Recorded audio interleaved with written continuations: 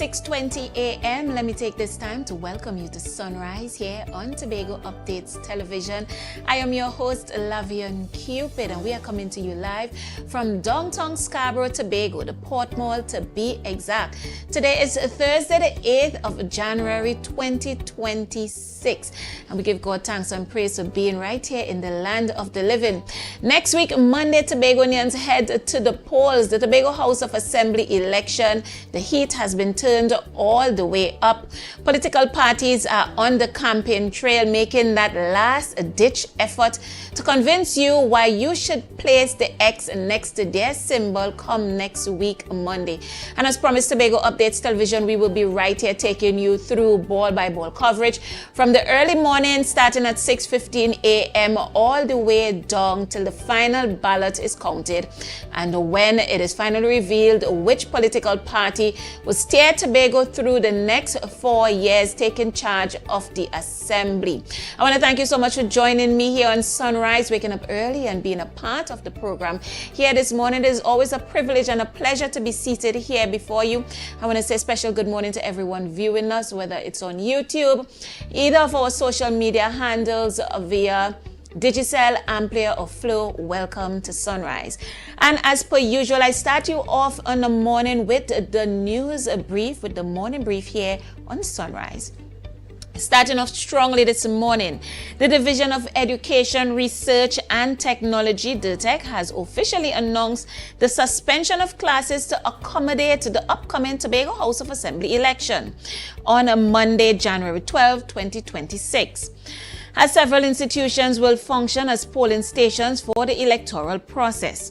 To facilitate the preparation of these designated facilities by the Elections and Boundaries Commission, the curriculum will be suspended early on Friday. That's tomorrow, Friday, 9 January.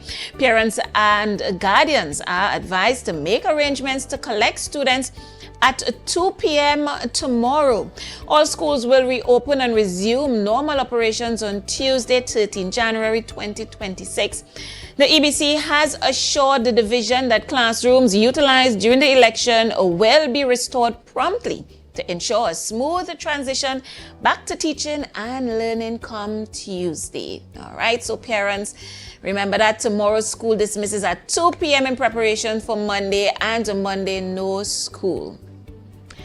Up next in news from the campaign trail, Tobago People's Party political leader Fali Augustine has unveiled a 4-year plan to professionalize sports on the island, proposing semi-professional cricket and football leagues with athletes earning between $10,000 and $12,000 per month.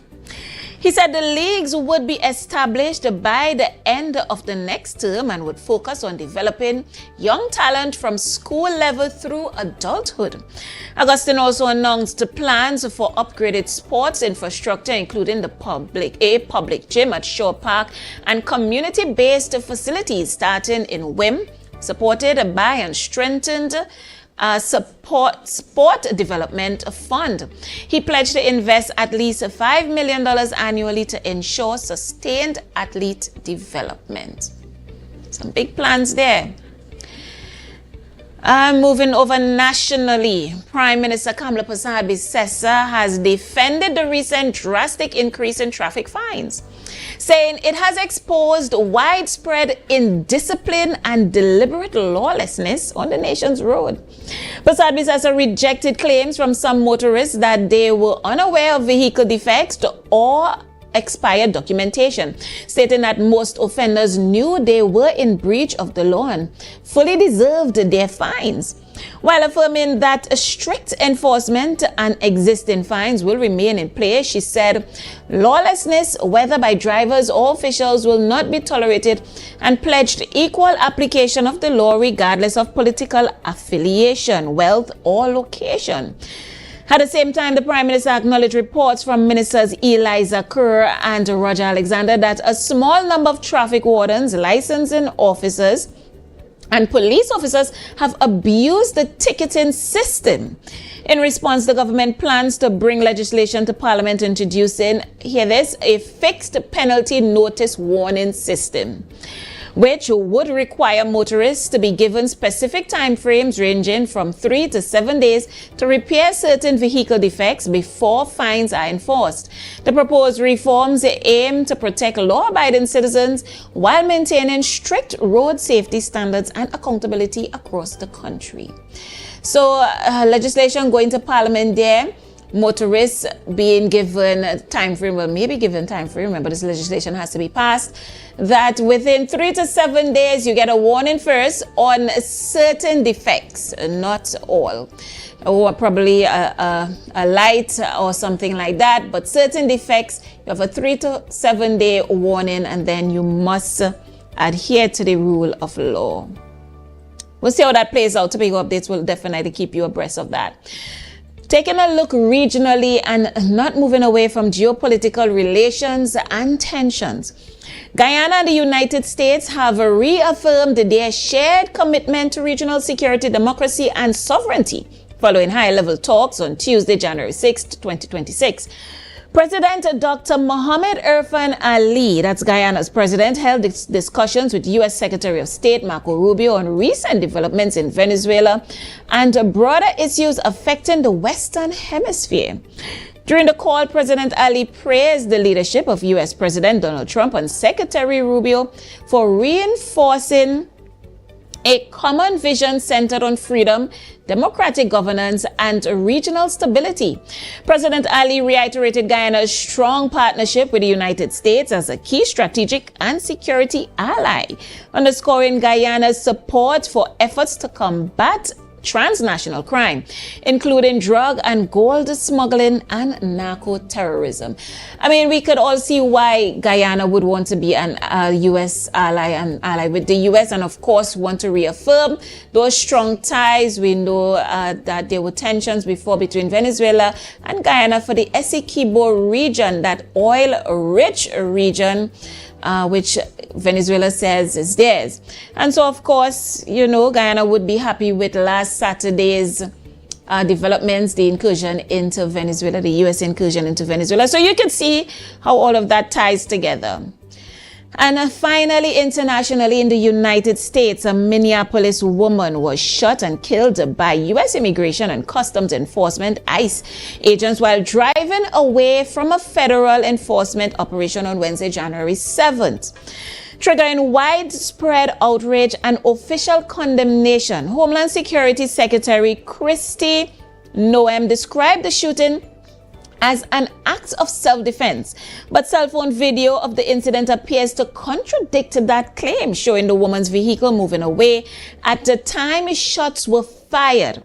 The victim has been identified as 37-year-old Renee Nicole Good. Minneapolis Mayor Jacob Frey rejected the federal account, calling it garbage and accusing ICE of reckless use of force, while Police Chief Brian O'Hara confirmed that local authorities are investigating the incident alongside state and federal agencies. The video evidence has intensified public anger and renewed scrutiny of ICE enforcement tactics in Minneapolis, particularly regarding the use of lethal force during operations. Well, we know that the Trump administration went in guns blazing against immigration, and they were having a nationwide crackdown on illegal immigrants. But of course, over the past year, 2025, we would have seen a buildup of aggression from ICE agents, and many reports finally now having the unfortunate killing of a woman. Well, I guess when the matter is further investigated, we'll see whether or not it was self-defense or law enforcement going above the use of force continuum. So we'll follow that story and keep you updated. This morning, as per usual, I have a packed show for you.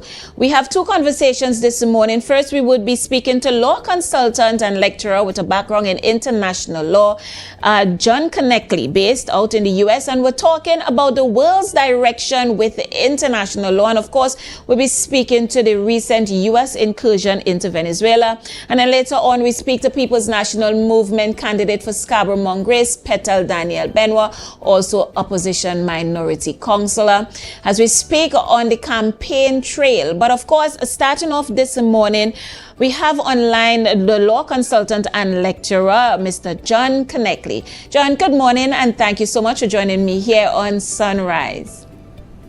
Good morning, Lavion. It's my pleasure to be here with you. Of course, always. And jumping right into the conversation, Saturday the world was awoken. U.S. incursion into Venezuela. President Nicolas Maduro, well, I'm not sure if I should name him President Nicolas Maduro at this point in time. I don't know what his portfolio will stand at, whether it will be president or prisoner.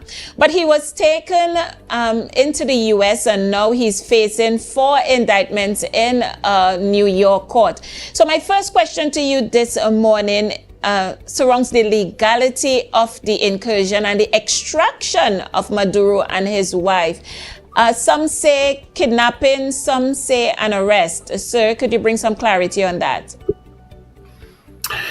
Certainly. Maybe abduction is the best way to define it, but he certainly was taken against his will. And the questions then would be, is it legal under international law? Would it be legal under U.S. law for what they did?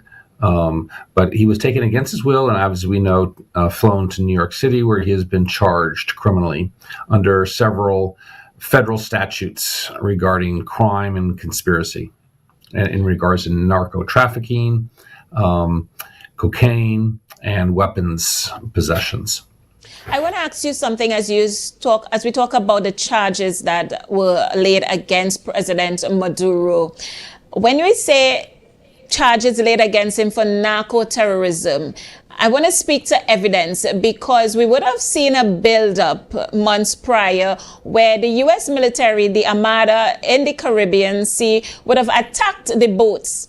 And so these boats were blown up, taking into consideration that the U.S. military is trained to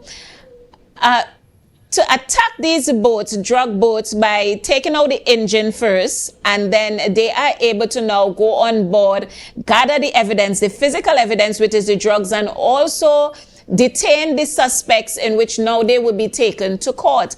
But we would have had the boats blown up. So we have the suspects blown up, the alleged suspects, and we also have the evidence blown up. So on what merit or what evidence now will the U.S. court bring these charges against Nicolas Maduro, also taking into consideration that the U.S. also said that the Tren de Agua gang that they accused Maduro of being the head of, they came out and said that the gang is no longer a threat. So on what base of evidence? Sure, the evidence that they will have to put forth in the court will be something beyond what was in those boats. I think they have in fact, he was indicted in the U.S. court several years ago, even under the Biden administration. So they've been accumulating whatever evidence they have, and we'll have to wait for trial to see what that evidence is. But they've been accumulating that evidence for a while. The blowing up of the boats is clearly an attack, an act of war. And under international law, you can only attack based on either a resolution from the UN Security Council, or if it's an act in self-defense. And the Trump administration has put forth a rather novel theory that the trade of narcotics that has been flowing through Venezuela into the United States is an attack on the United States. So narco-terrorism is an actual attack, an act of war against the U.S. We haven't heard this theory before, and we don't know if any court would uphold this theory under international law. But that is why they have taken the position that they can attack these boats, just like you would in any type of war. You would attack the enemy. Apart from that theory, this would be a huge violation of human rights, because the appropriate procedure would be to stop the boats, and they have enough ships out there. You refer to it as an armada, and then arrest the individuals and bring the evidence to court and try them in court. But that's not what they're doing. They're claiming this is a war, an actual war that's going on to stop these drug traffickers and that they can just attack them and shoot to kill. So that is the theory under which the Trump administration is attacking these boats. Yesterday, White House advisor Stephen Miller, he said that the U.S. is in charge of Venezuela, that any economic activity, they are overseeing it, they would give direction on it, they give direction right now over their constitution, basically. How legal is that under international law? Because it seems as though another country just came into another country and said, this is how your country is going to be run, and this is how your resources are going to be dispersed and sold, and we are going to control the proceeds of it. How legal is that under international law? Right. It certainly raises questions about self-determination. And countries that even have been muted in the response, they're saying, of course, they wish to see new elections held and the country then move forward under the concept of self-determination. The Trump administration's response is they're not quite ready yet for elections in the country. It's unclear. There are lots of things that are very unclear. It's unclear what would create those conditions for elections, because we've seen the president removed, but there are there's no one else there that's been put into power. It's the same individuals that have been in power for decades. So it's unclear how they suddenly are going to create a new situation where free and fair elections could be held in the country. So there's lots to be waited upon here to see how this unfolds. When we talk about international law and even bringing the United Nations into the picture frame, it seems as though the U.S. is being left to police the world at their own remit, because even speaking on the possibility of China going into Taiwan, President Trump said, no, I think it was Mr. Marco Rubio, he would have said, no, it's totally different. What the U.S. did in Venezuela is totally different from anything that China could do into Taiwan. But it is that at this point, the U.S. is just policing the world with no control, no checks and balances? Well, those are different situations, because you couldn't compare the leadership of Taiwan with the leadership of Venezuela as far as human rights records, as far as the last election, which was widely viewed as rigged, and that Maduro did not win the election. There are no such claims with Taiwan. There's no really valid claims if Russia's invasion of Ukraine, that the election was thrown and wasn't a valid election. So they are very different factual situations, but you can certainly see how both of those countries, Russia and China, could use aid and justify their invasion of a nearby country, particularly statements by the administration, by the U.S. administration, that this is the Western Hemisphere and they are reviving the Monroe Doctrine, and they're going to make sure that the governments in the region are, in one sense, pro-U.S. and pro-democracy and pro-human rights. The administration, by the way, doesn't discuss a lot about human rights. They seem to focus more on the money side of the equation and getting the oil pumping again and getting paid for the cost of their incursion into Venezuela, and then stopping the narcotics trade. So that seems to be more their focus. How likely, though, do you see the U.S. bringing stability to Venezuela? Because that is what President Trump is saying. They are going to stabilize the country. But under the shadow of a gun? That remains to be seen, particularly because, as I just mentioned, they talk about they're running the country, but who are they expecting to run the country? And the individuals, because they are the people who are Maduro supporters, it's unclear whether they will abide by whatever direction comes from Washington. Trump was elected on a non-interventionist platform. He was very critical of prior presidents who started these endless wars. And now he's become the interventionist. So he's also trying to achieve this goal without putting boots on the ground. He's hoping that the bombing and the removal of Maduro and the blockade around the country to get the leadership of Venezuela to do as he wishes. It remains to be seen if that will be the case, because if it's not the case, the situation could deteriorate rapidly. But even now, Professor Connectley, we have President Trump making even more advances and standing on his ground that the U.S. wants Greenland.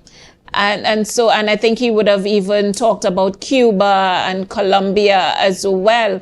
But even right here in the region, as I mentioned, Cuba, it seems as though President Trump is going after the lesser countries. It seems almost as it's bullying, because why not go after China? Why not go after Russia? You know that these are your enemies. Is this the world that we are looking at now? We're looking at major powers bullying smaller ones?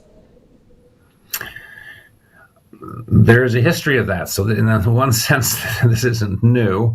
And it's always easier to go after smaller countries than countries that are your size. He's still going after China with the tariffs. He's still going after Russia with supporting Ukraine, and even apprehending a Russian flagged ship, I think just yesterday. So he still will go after those countries, but he has to be a bit more careful because of their size and the power that they maintain. But clearly, he is now adopting a much more interventionist approach. Greenland has none of that, and that's a completely different factual scenario. There are no claims anywhere that there have been elections that have been ignored, that human rights violations are occurring, that there's a narco trafficking trade going on with Greenland. So Greenland's a very, very different situation, and he's getting much pushback within the Republican Party for Greenland, where he hasn't been getting that kind of pushback with Venezuela. So we'll see where this goes. He has a tendency to make threats and hoping that the threats will achieve his goals, but then not necessarily following through on the threats. So right now he is making many threats. We'll have to wait and see whether in what ways he tries to follow through on those threats. But who in the U.S. is going to keep President Trump accountable? When I say that, I know that Congress has the responsibility to give the go-ahead with war, but now we see it seems as though it's been left to the executive arm. Who is going to keep President Trump accountable? But also the double strike on the boat that would have happened in the Caribbean Sea. Do you see anybody being held accountable in the future for something like that? Or is it that this is just going to die away? As far as the strikes on the boats in the Caribbean, again, because of that novel theory that this is an actual war that's going on, that their theory is there's no violation of rights because this is war. Of course, those who don't subscribe to that theory would see a huge violation of rights, and particularly the double tap, because even under the laws of war, once the enemy has been neutralized, you are not to go in and kill the captives. So that's problematic. And again, on that issue, there was pushback within his own party, saying we can't do this, and this could be a war crime. But as far as international courts are concerned, it's unlikely the U.S. will be held accountable, because under international law, you are only held to the treaties and to the jurisdiction of the International Court of Justice to the extent that your country acknowledges them. And after the Nicaragua versus U.S. case, which went against the U.S., they withdrew their recognition of the compulsory jurisdiction of the International Court of Justice. So they would not the U.S. would not submit to the jurisdiction and then challenge it if the court still decided to go ahead and hear the case. The U.S. also has not signed on to the jurisdiction of the International Criminal Court, the Rome Treaty. So even any attempts there would be fought. So under international law, it's unlikely that the U.S. will be brought on, held to accountability for these acts. All right, and I want to bring it right home here to Trinidad and Tobago. Our Prime Minister, after the first boat strike, she would have given her support. She said, kill them all violently. And of course, she would have come out and publicly allied Trinidad and Tobago with the United States prior to the incursion. So my question here to you is, if it is in the future, the investigations is to reveal that what the U.S. did here is above illegal, would there any be ramifications for countries that possibly or allegedly, seemingly aided and abetted the U.S. in their incursion into Venezuela? Very unlikely. First, because only the military from the U.S. was involved in the attack on Venezuela. No other country's military, including Trinidad's, was involved. So it would be difficult to prove liability in a court that by, for example, with Trinidad allowing U.S. planes to land at A&R Robinson International Airport, or Piarco if they did land at Piarco, or allowing U.S. ships to come into Port of Spain, or doing joint military exercises with them, that Trinidad is responsible for the attack on Venezuela, because that's what you would have to prove. Secondly, it's unlikely that the U.S., as I mentioned, will ever be held accountable under international law for this attack on Venezuela. So if the primary actor is not going to be held liable, it would be difficult for them to say countries which just gave material support but was not involved in the attacks themselves, that they would be held liable. All right. Professor Connectly, I want to thank you so much for joining me here on Sunrise this morning. It's indeed a pleasure. Thank you again. Thank you so much, Lavion. It's a pleasure being on your show, and I wish you all the best. And I wish we could run up to Parlatouvier, my favorite beach in Tobago, and go for a quick dip. That is so good to hear. Well, I know you're in freezing weather out there, so I can't say enjoy, but be safe. Thank you. You too. All right. Take care. All right, viewers. So we were talking to law consultant and lecturer John Connectly out there in the US as we were speaking to international law and where the world is heading, also speaking on the recent US incursion into Venezuela. Moving on this morning, it is the Tobago House of Assembly election. And so we're speaking to People's National Movement candidate for Scarborough-Mount Grace, Petal Daniel Benoit, no stranger, also the minority councillor. Good morning, minority councillor. How are you? Good morning, Lavian. Good morning, Trinidad and Tobago. Good morning to the residents of Scarborough-Mount Grace. Happy New Year, Lavian. Happy New Year, everyone. I think this is the first time I've been speaking to you. I've been on Tobago Update since the New Year, so Happy New Year and a bright and prosperous New Year to each and everyone. Thank you so very much, and reciprocated to you. So you are on the ground, the candidate for the People's National Movement, Scarborough-Mount Grace. You are no stranger to the political arena. You've been a member of the People's National Movement for many, many years, but first time in elected politics. So I have to ask you, on the campaign trail, I mean, you would have been on campaign trails previously with other representatives, but now you are on your very own campaign trail. How has it been, and how has the people received you, and what are some of the complaints or concerns that you've heard within your constituency? Okay, awesome. So yes, I have been on many campaigns before, but this is the first time that I've been on my own campaign, so it has been an experience. And yesterday I was talking to some members of my team and basically reflecting on previous campaigns. And what's kind of jolted or triggered me is that your experiences in life prepare you for where you are to be, and I think being on those previous campaigns really did prepare me for my own campaign. The reception from the people has been positive. We have been on the ground for some time now. We have been talking to residents.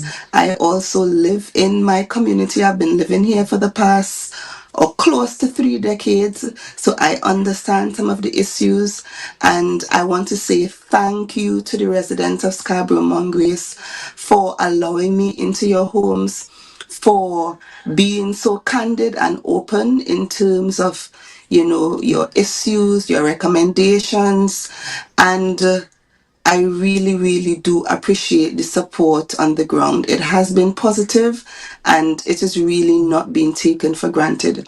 In terms of some of our issues, of course, high on the priority or something that we have been hearing a lot is that of employment and job opportunities for people, young people in particular. We are also getting some complaints from, members of the business community in terms of support for entrepreneurs. Some persons who would have done business for the Tobago House of Assembly, the length of time that it takes to be paid. We also have some issues in terms of, you know, public spaces in the community. So one is that of the play park in Calder Hall. That area was once an area that was buzzing with life, where children and families came together to recreate, to have fun very regularly, almost every weekend. We saw birthdays, anniversaries, family day.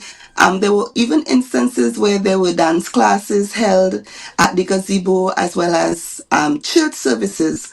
For the past years, 3 to 4 years, we recognized that that space remained abandoned. When I visited there close to 2 months ago, the play park was overgrown with grass. The equipment was mossy, rust, broken. And, we would have done a walkabout in Mongrace Flats on Sunday. And that was one of the issues that we highlighted. And, in the conversation, the minority leader indicated, let's come together and have something done at the play park, at least do some brush cutting, make the place, more presentable, and do some tough stuff with the equipment. And when we said that on Sunday, we got some calls on Monday morning, bright and early, indicating that, work was being done by the URP in that area. So there are some issues in terms of road repairs as well, drainage. We have some potholes. The road is in a deplorable condition. We have some drainage issues. We also have complaints, infrastructural complaints, as well as lack of representation. And So as you those are some and of the just as you issues. touched on representation there, I recall on one podium you would have said no more games with James. Yeah.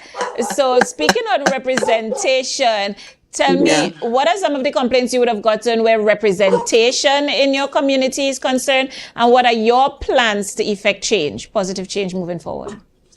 Okay, so again, persons have been saying, lack of representation in terms of the visibility of the current area representative. You hear people speaking about not seeing the representative for some time. So one major issue that we have been hearing, we lack of representation, of course, is the conditions of the road. We have seen some work being done as the election is approaching, and the works are, in my view and in the view of many residents, seem very hurried. Friendsfield Road was a road that required some restoration. We saw that very hurriedly that road was repaved. Apparently it was done at night. There were cars parked on the road. So where the cars were parked, that part of the road did not get any paving, and it remains unpaved till this day. I think that activity happened like a week or so ago. in terms of the play park where residents from Scarborough, Mongrace, and even residents throughout Tobago visited that park. That park remained abandoned. Residents, members of the community could not utilize it in the way that it was utilized before because of the condition that the park was in. We have another area in the community, Google Patch. So Google Patch, that road has been in a state for some time, and one of the promises made was to do some repairs to that road. Again, that is something that is high on the priority of the People's National Movement in terms of repairing. Now, mere days before the election, we have seen some activity happening in terms of road repairs and fixing of the road in Google Patch. I would have walked there 2 days ago, and after speaking about it in Mongrace and in Harmony Hall on Sunday, we saw something happening. And we're saying that representation is something that must be taken seriously. And every day, people have issues, and representation is about showing up for the people, showing up in their high moments and showing up in their low moments, being there for them through thick and thin. And that is one of the things that even without office, I have been there. I have been supporting residents, and they will come to me with issues, and as far as I can, I try to assist. Where I am unable to assist, then through the office of the minority leader, we will make representation, either asking questions in the house or writing to the various divisions to get some assistance where that is concerned. So representation is important. As we wrap, Councillor, I want to just ask you, going into next week, a Monday morning, bright and early, 6 a.m., of course, your main contender here is the incumbent Trevor James. How are you feeling going into the election? I am feeling good going into the election. We have been on the ground. We have done the work. I just want to encourage members and residents of Scarborough Mongrace that elections are won on election day. And notwithstanding the positive results or positive responses, that we have been getting from residents and members of the public, I am encouraging you to go to the polls on January 12th, 2026 and register your vote for Petal Benoit and the People's National Movement. Go early to the polls and vote. That is the only way that we can get real change and get the representation that you, the residents of Scarborough Mongrace, deserve. All right. Thank you so much. Viewers, we were talking to People's National Movement's candidate for Scarborough Mongrace, Petal Danielle Benoit. No stranger, she was a part of the minority councillor for the past 4 years. And we look forward to speaking to her after Monday, January 12th, no matter what the results are. All right, so that's it for Sunrise this morning. Of course, we would have spoken to law consultant John Connectley about the world's future with international law previously. And so the programming here is not over, because the morning show has a packed show for you as per usual with a lovely Renessa and of course Mad Boy, the very handsome Akin Labi Hola. Good morning. Laverne, you could keep the compliments coming in. You could keep them rolling in. I like that. All right, guys. So tomorrow is Friday, and then we have a little rest over the weekend. And Monday morning, we outside. We're going to put finger first because we have to be here, and then there's programming all the way until we lie down. The last ballot is counted. Are you ready?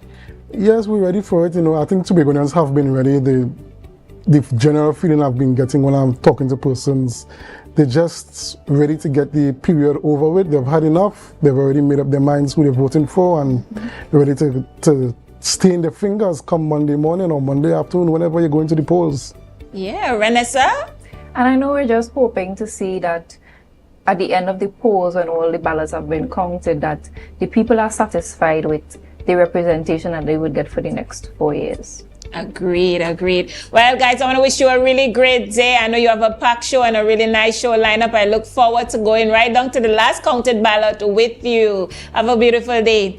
All right, viewers, so that's it for Sunrise here on Tobago Updates Television. Tomorrow morning, we talk a more Tobago House of Assembly election. So I want you to make sure you are tuning in from 6:15 a.m. right here on Sunrise. I'll be right here, and we'll be having those conversations again.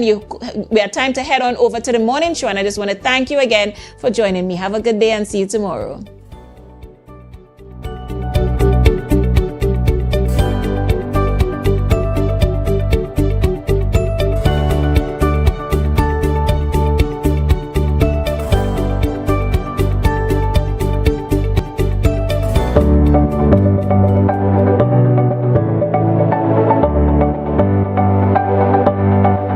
Welcome to Belgro's Funeral Home, where we celebrate life's precious moments.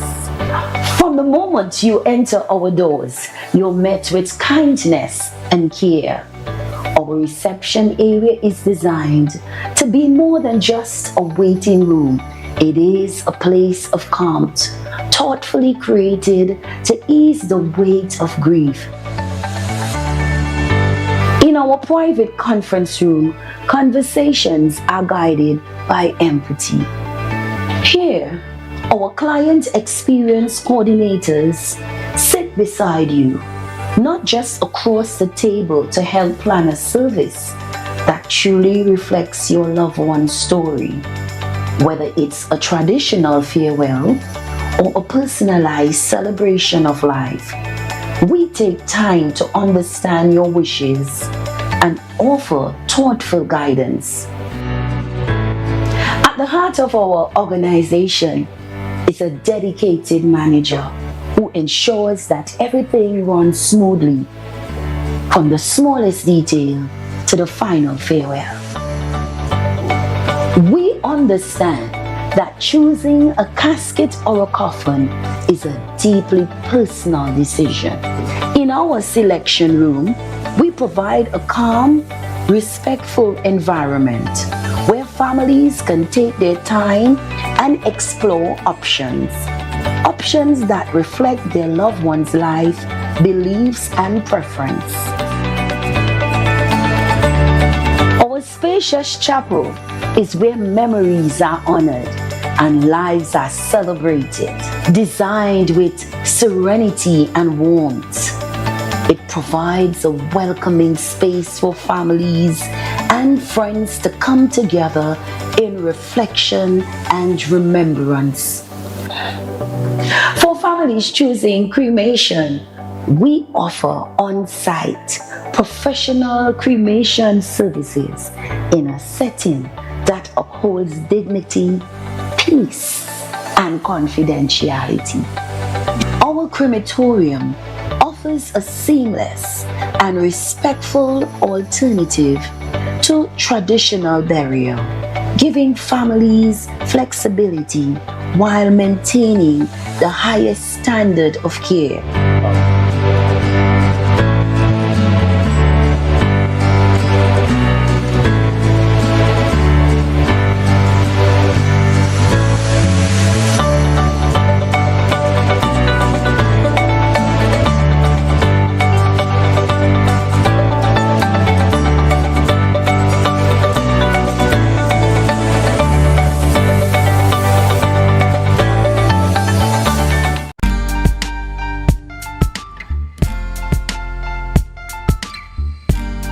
Put a smile on your face when you're moving from place to place. Good morning, good morning, morning, good morning, morning.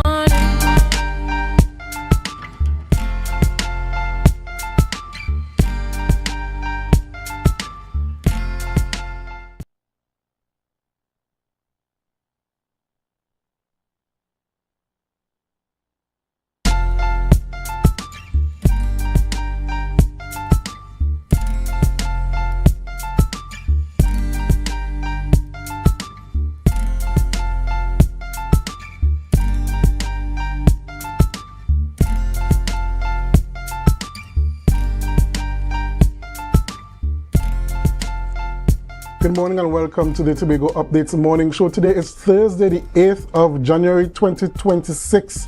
Yes, we're edging ever closer to D-Day, Election Day, which is next week, Monday, January the 12th. I hope that you're up and you're ready to go. It's also the first week of back to school for all those children. Yes, I hope you're getting those kids ready and heading out the door very, very soon. I'm joined in the studio by the lovely, lovely Renessa Ortiz. Good morning, Renessa. Good morning, Akinabi. Good morning to our viewers. It's always a pleasure being here on Tobago Updates Morning Show to bring to you all the conversations that we're going to have here this morning, Thursday, 8 January 2026. Yes, viewers, as you know, we are in the election season. We're almost at the end, and so our conversations are going to really circle around the elections. The candidates will be coming in to give the last push of marketing, last push to get those votes in, those few undecided votes on their side. So expect to have a lot of political conversations this morning. But before we tell you who we have in the show today, we head on over to our news in 90 seconds. And here's what's making news in 90 seconds for Thursday, January 8, 2026. The Division of Education, Research and Technology has officially announced the suspension of classes to accommodate the upcoming Tobago House of Assembly elections on Monday, 12th January 2026, as several institutions will function as polling stations for the electoral process. To facilitate the preparation of these designated facilities by the Elections and Boundaries Commission, the curriculum will be suspended early on Friday, 9th January 2026. Parents and guardians are advised to make arrangements to collect students at 2 p.m. on that day. All schools will reopen and resume normal operations on Tuesday, 13th January 2026. The EBC has assured the division that classrooms utilized during the election will be restored properly to ensure a smooth transition back to teaching and learning. Up next in news from the campaign trail, Tobago's People's Party political leader, Farley Augustine, has unveiled a 4-year plan to professionalize sports on the island, proposing semi-professional cricket and football leagues with athletes earning between $10,000 and $12,000 per month. He said the leagues would be established by the end of the next term and would focus on developing young talent from school level through adulthood.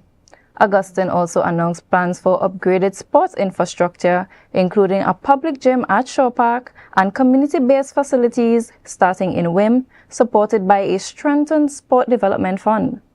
He pledged to invest at least $5 million annually to ensure sustained athlete development.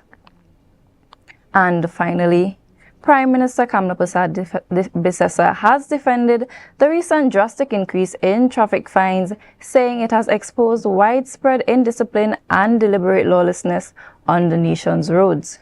Bissessa rejected claims from some motorists that they were unaware of vehicle defects or expired documentation, stating that most offenders knew they were in breach of the law and fully deserved their fines.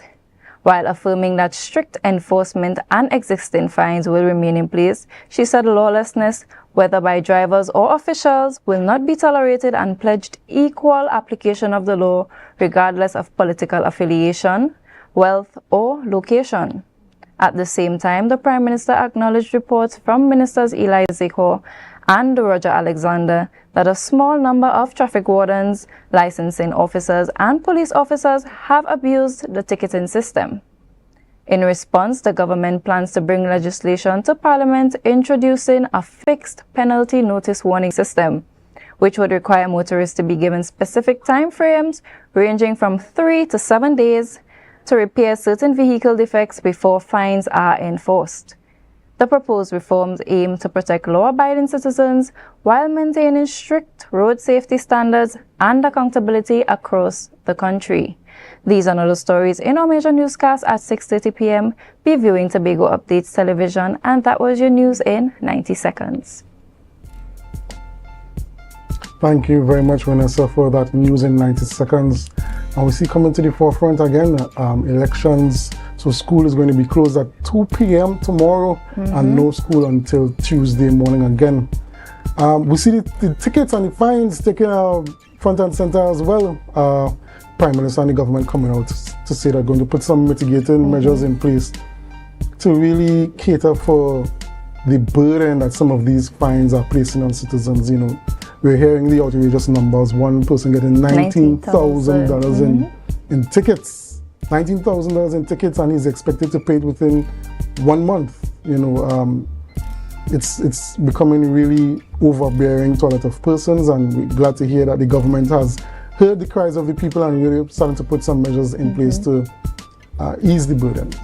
Yeah, because I was also worried about that in terms of leniency, because I know some people they are law-abiding citizens and things do happen on the road sometimes. You would leave home with your bulb on your headlight working, and by the time you get to town it's not working, and you're stopped in a roadblock. And how can you explain to the officer what is the measure in place to give me the opportunity to actually rectify a problem that can be rectified within 1 to 2 to 3 days? And I think that was fear of the government to implement the system. I think for me, I think the real issue should be where it should not be lenient is where persons are driving recklessly or they don't have insurance, you know, things that could really put persons' lives at risk. Those are the penalties that they shouldn't be lenient on, but others they could, you know, give us a little ease up, because things are getting hard. For the average person in Trinidad and Tobago, the financial situation is very tough. There's an increase in taxes all around everywhere you turn. Every single government service you look at now, they have doubled or even more than doubled the fines and the penalties and fees for that. And you know, to pile this on top of it, it could become overbearing for the population. But I'm thinking that the increase in some of these fines is an opportunity to deter citizens from doing the wrong thing. Because if you know you have this exorbitant fee to pay, you're more likely to say, okay, let me be more responsible this time. I know this is what is coming up. Let me start putting aside so I don't have to pay the additional to renew my license if I am late and stuff like that. Well, I know that some persons are already late with their license, so they're going to have to pay the $650. And I think apart from paying the $650 fee, you also have to pay the $500 for the 5 years or however it's running. I think right that now. was double, you know. Well, see, the $1,000 for the 5 years. I think that was double. So, as you said, it sort of forces citizens to kind of be more intentional in the way they go about their business, to be more responsible. And hopefully that is a positive spin-off from all of this. I know most people are really seeing it in a negative light right now, but hopefully the positive spin-off is that we could have a bit more of a disciplined society moving forward. All right, viewers, it's that time of the morning. It's that time to celebrate with those who are celebrating with us. It's time for our birthday shout-outs. Yes, and here at Tobago Updates, we like to celebrate with those who are celebrating whatever you're celebrating. And we start off this morning by saying happy birthday to Miss Judy Morgan Laptis out of the Division of Education, Research and Technology. We give you birthday greetings today, and we wish God's richest blessings on you. He has blessed you to see another year, and we hope that this upcoming year it will be showered, you will be showered with blessing after blessing after blessing, achievement after achievement, and progress after progress. Happy birthday to you. Up next, we have Alison Charles. Happy birthday from the Tobago Updates family. Wishing you a bright day, wishing you a prosperous day, and that all that you want for this upcoming year is granted to you, and that God continues to richly bless you. Continue, and we say happy birthday to Miss Aisha Bedlow. I hope I said that right. Aisha or Isha Bedlow. God's richest blessings. Today is a special day. We know you're going to celebrate with friends and family. And we know you're going to be safe, and when you're on the road, you're going to be obeying the traffic laws. We don't want those fines. We don't want nothing to mar your special day. And we pray that in this upcoming year, all of the desires of your heart are met. Happy birthday to Kaden Chapman. Happy birthday to you. Wishing you a great day and God's richest blessings on your life in this upcoming year. Be safe on the road, as Akinlabi says. Do what you have to do to ensure that you don't have to spend the day or the year with these mountainous fines that would be placed on us once we're not doing what we're supposed to do. Continue on, and we say happy birthday to Kwesi Scintilla, aka 45. I have no idea why they call you that, but we know it's something good. We know for sure it's something good, because which has blessings on your special day, and we pray safety as you celebrate. We pray joy and enjoyment as you commemorate your special day, and God's richest blessings going forward for the remainder of the year. And last but certainly not least, we have Miss Giselle Donaldson Yates. Happy birthday to you. You know, you're one of the persons that we look forward to in culture. You're one of our educators here on the island, and we want to wish you a happy birthday, and that the year would continue to bring you prosperity, and that you would continue all the good work that you are doing. All right, viewers, whatever you're celebrating, we want to celebrate with you here at Tobago Updates. Birthday, anniversary, graduation, you buy a house, you sell some land, whatever you do, whatever you've achieved, we want to celebrate with you. So send your information here to Tobago Updates, and Tobago, Trinidad, the region and the world will celebrate with you. So Vanessa, what do we have in the program this morning? This morning we're continuing our conversations with our TPP candidates. We have Mr. Nigel Tate coming to speak to us about THA elections 2026. He is the candidate for Signal Hill, Patience Hill. After that, we have a two-part segment with Anselm Richards. He's the drafter of the blueprint for the TPP, and he's here to discuss that a bit more in depth for the public to understand, and we're going to dive into that conversation to get a bit more clarity on some of the things that were presented by the Tobago People's Party. All right, so we see, like I said earlier, a lot of political conversations in this morning's program. We want to thank you all for viewing with us, even since this morning on Sunrise Tobago, whether it's on our Facebook channel, our YouTube page or YouTube channel, 102 on AMPLIA, 121 and 130 on Flow, and 33 on digital. We thank you very much for logging in with us, whether you're in Tobago, Trinidad, the region, or the wider world. Thank you for making Tobago Updates Tobago's #1 station. And we want you to do us a favor. Share the live, share the live, share the live. When we come back, we will start our conversations.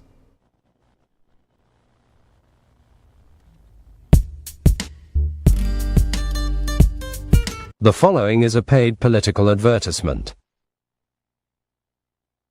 Tobago is we.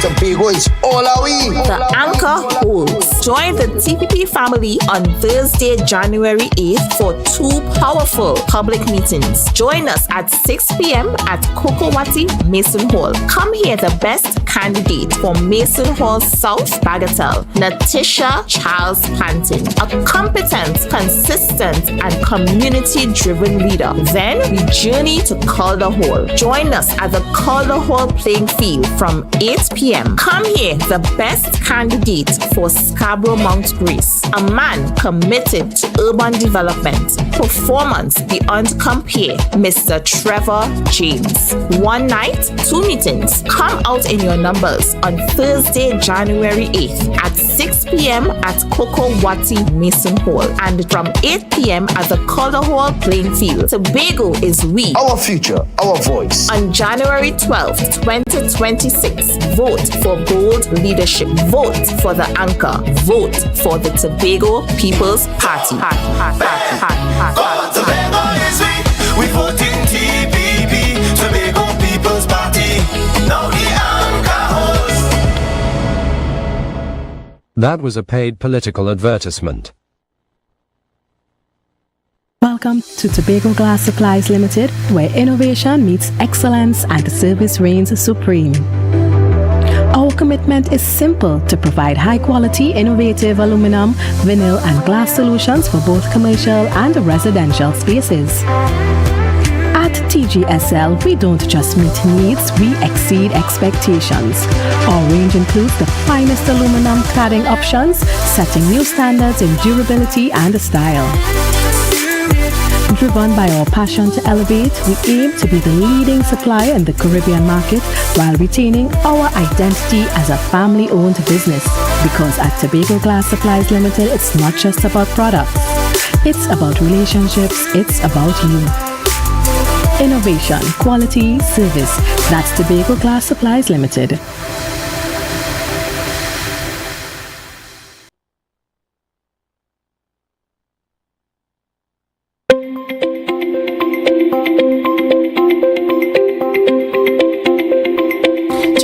is simple. The Elections and Boundaries Commission advises that before Election Day, you should receive your poll card in the mail. Open it to find the address of your polling station. Keep the poll card safe and take it with you on Election Day. If you did not receive your poll card in the mail, you can still vote. A poll card will be prepared for you at your polling station. You can also visit the EBC's website at www.ebctt.com or call the hotline at 785-8206 or 785-8211 to find your polling station. On Election Day, you should check the list posted outside your polling station for your name and number. Where there are several polling stations on the same compound, an information officer will direct you to your polling station.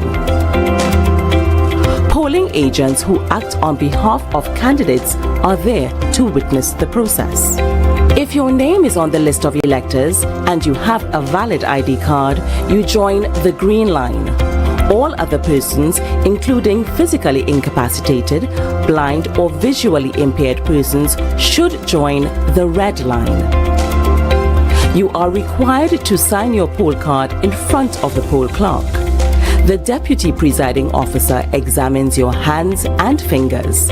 If there is no evidence of electoral ink stains, you're issued a ballot paper. The deputy presiding officer also demonstrates how to mark and fold a ballot paper using the guidance ballot and how to vote with the X stamp. The ballot paper is folded to display the initials of the deputy presiding officer and the polling station number. A blind, visually impaired or physically incapacitated person is allowed to vote with the assistance of a companion.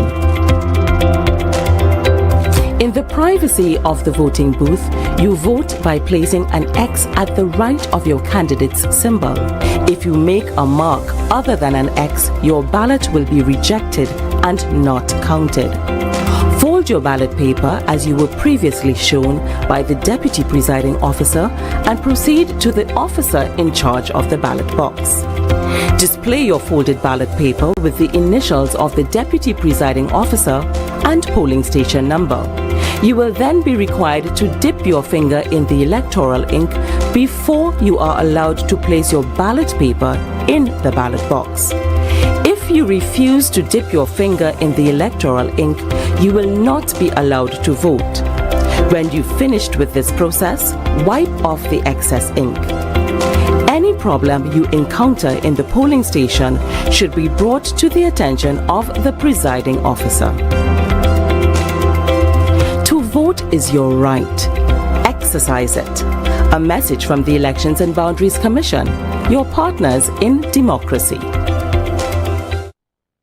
Our world is filled with rhythm. Rhythm that's unapologetic, infectious, timeless. Rhythm is commitment in action. It's how we show up for each other with unrelenting support that goes the distance. Rhythm lives in the tiny beats of our most intimate moments and the seismic roars of our biggest achievements. Rhythm is resilience in motion. So, even when things go out of sync, we do what it takes to bring the rhythm back. At Flow, we understand your rhythm because we live it. That's why we're dedicated to building a network as resilient as you, with a team of familiar faces working every day to keep you on beat. You're at the heart of everything we do, and our commitment is to keep your rhythm flowing, no matter what. Are you in a dispute with a registered investment service provider of the TTSCC? Or maybe you're the victim of an investment scam? You can lodge a complaint or submit an anonymous tip to the Trinidad and Tobago Securities and Exchange Commission. Download our Investor Protection app or go to ttsec.org.tt to access our complaint form or submit an anonymous tip. Write a clear summary of your complaint. Submit copies of supporting documents along with the originals for verification. Provide a copy of the feedback received from the entity regarding your complaint. Or All investor complaints or scam reports submitted by the public are acknowledged and reviewed by the TTSEC. Investigations are pursued based on the outcome of the review. Trinidad and Tobago Securities and Exchange Commission, protecting the interests of investors and the public. You invest, we protect. Everyone benefits. You can now get whatever you need whenever you need it anywhere in Tobago with Tobago. Your meals, medication, groceries, and shopping all delivered directly to you. No more hassle, no more stress. Get the Tobago app today on Google Play or Apple App Store. That's TAPPOGO and let us deliver to you. Check our website at www.tapogo.app or call the experts at 494-TOGO and 484-4746. Tobago. Relax. We will get it to you. Tobago's at your service.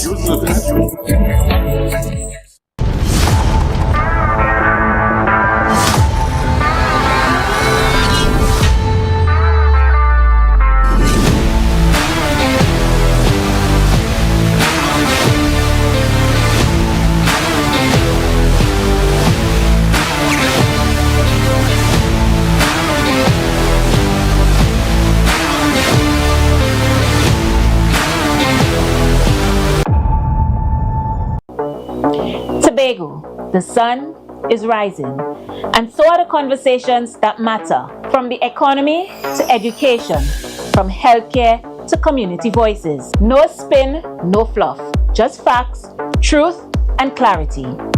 Join me, Lavian, as we cover the issues that shape our lives, the stories we can't ignore.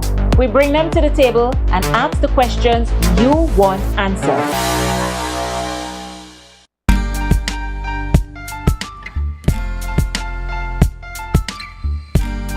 Put a smile on your face when you're moving from place to place. Good morning, good morning, morning, good morning, morning.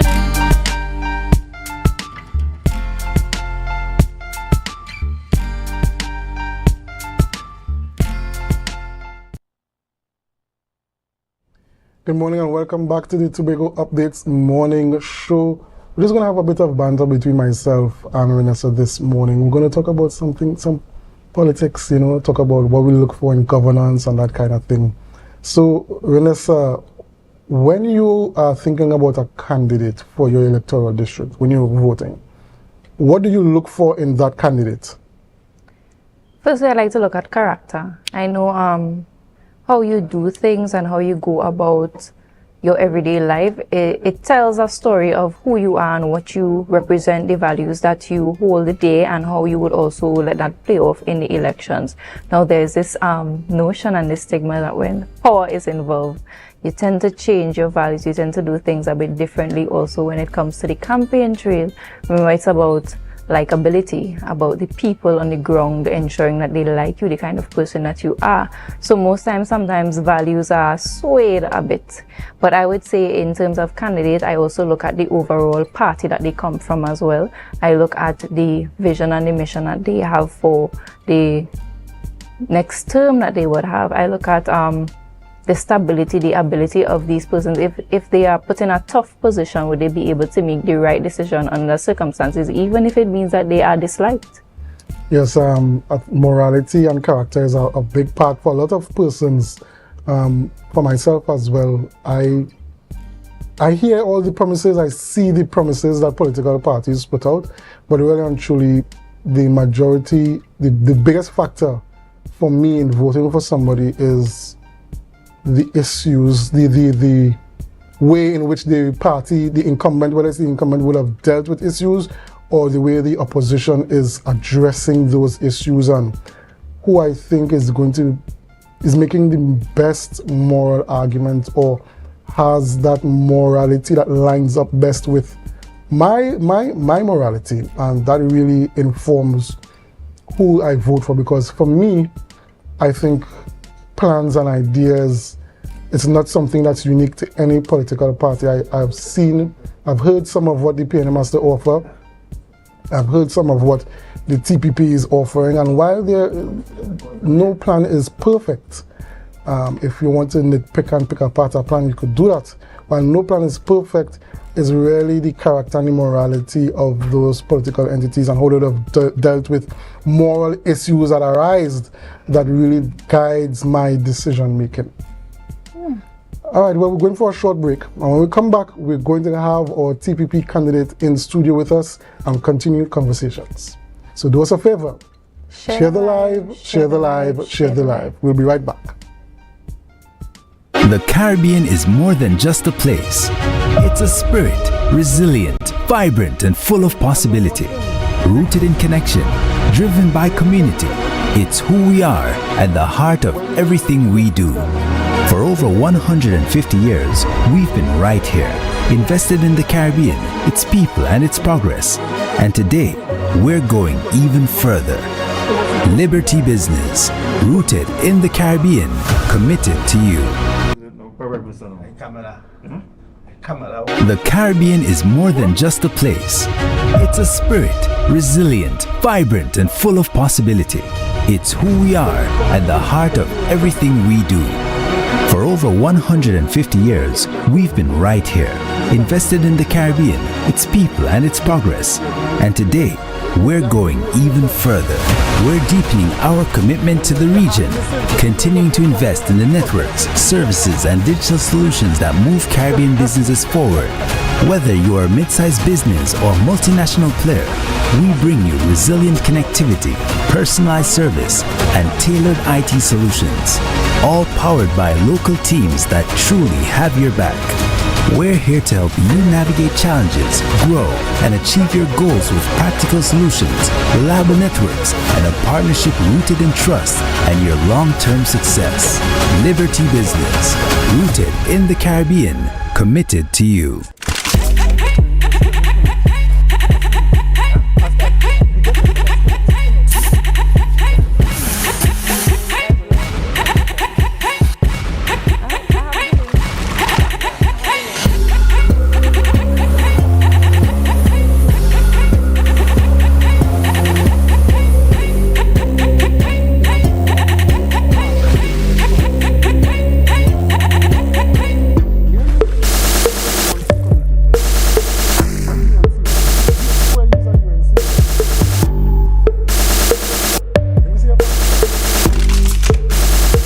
Welcome to Tobago Glass Supplies Limited, where innovation meets excellence and the service reigns supreme. Our commitment is simple: to provide high-quality, innovative aluminum, vinyl, and glass solutions for both commercial and residential spaces. At TGSL, we don't just meet needs, we exceed expectations. Our range includes the finest aluminum cladding options, setting new standards in durability and style. Driven by our passion to elevate, we aim to be the leading supplier in the Caribbean market while retaining our identity as a family-owned business. Because at Tobago Glass Supplies Limited, it's not just about products. It's about relationships, it's about you. Innovation, quality, service. That's Tobago Glass Supplies Limited.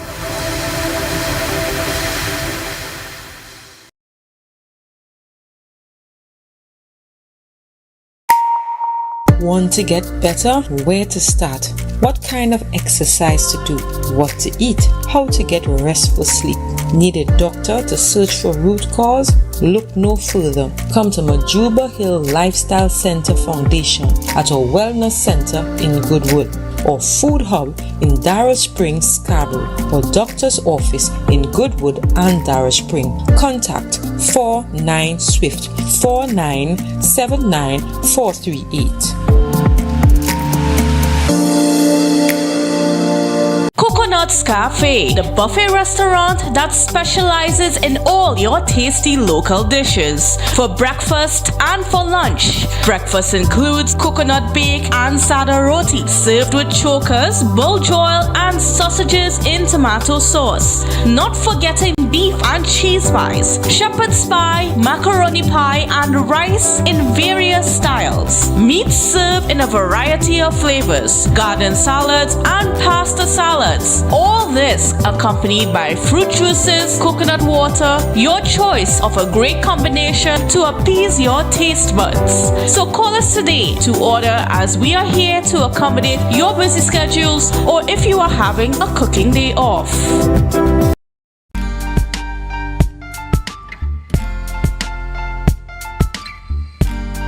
Put a smile on your face when you're moving from place to place. Good morning, good morning, morning, good morning, morning.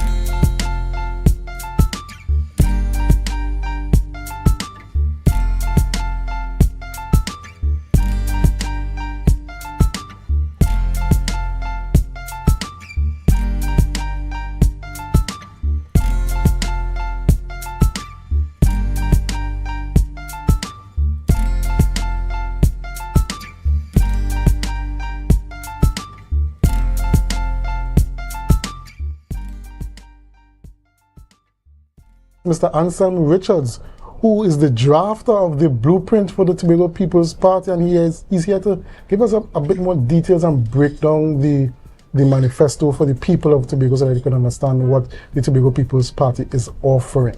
Good morning and welcome, sir. Good morning, sir. Well, who tell you I'm the drafter? That is what they tell me. That is what the producers say. You're the drafter. Okay. Well, it's a team effort by the Chief Secretary and the Secretary of Finance and the entire executive by extension.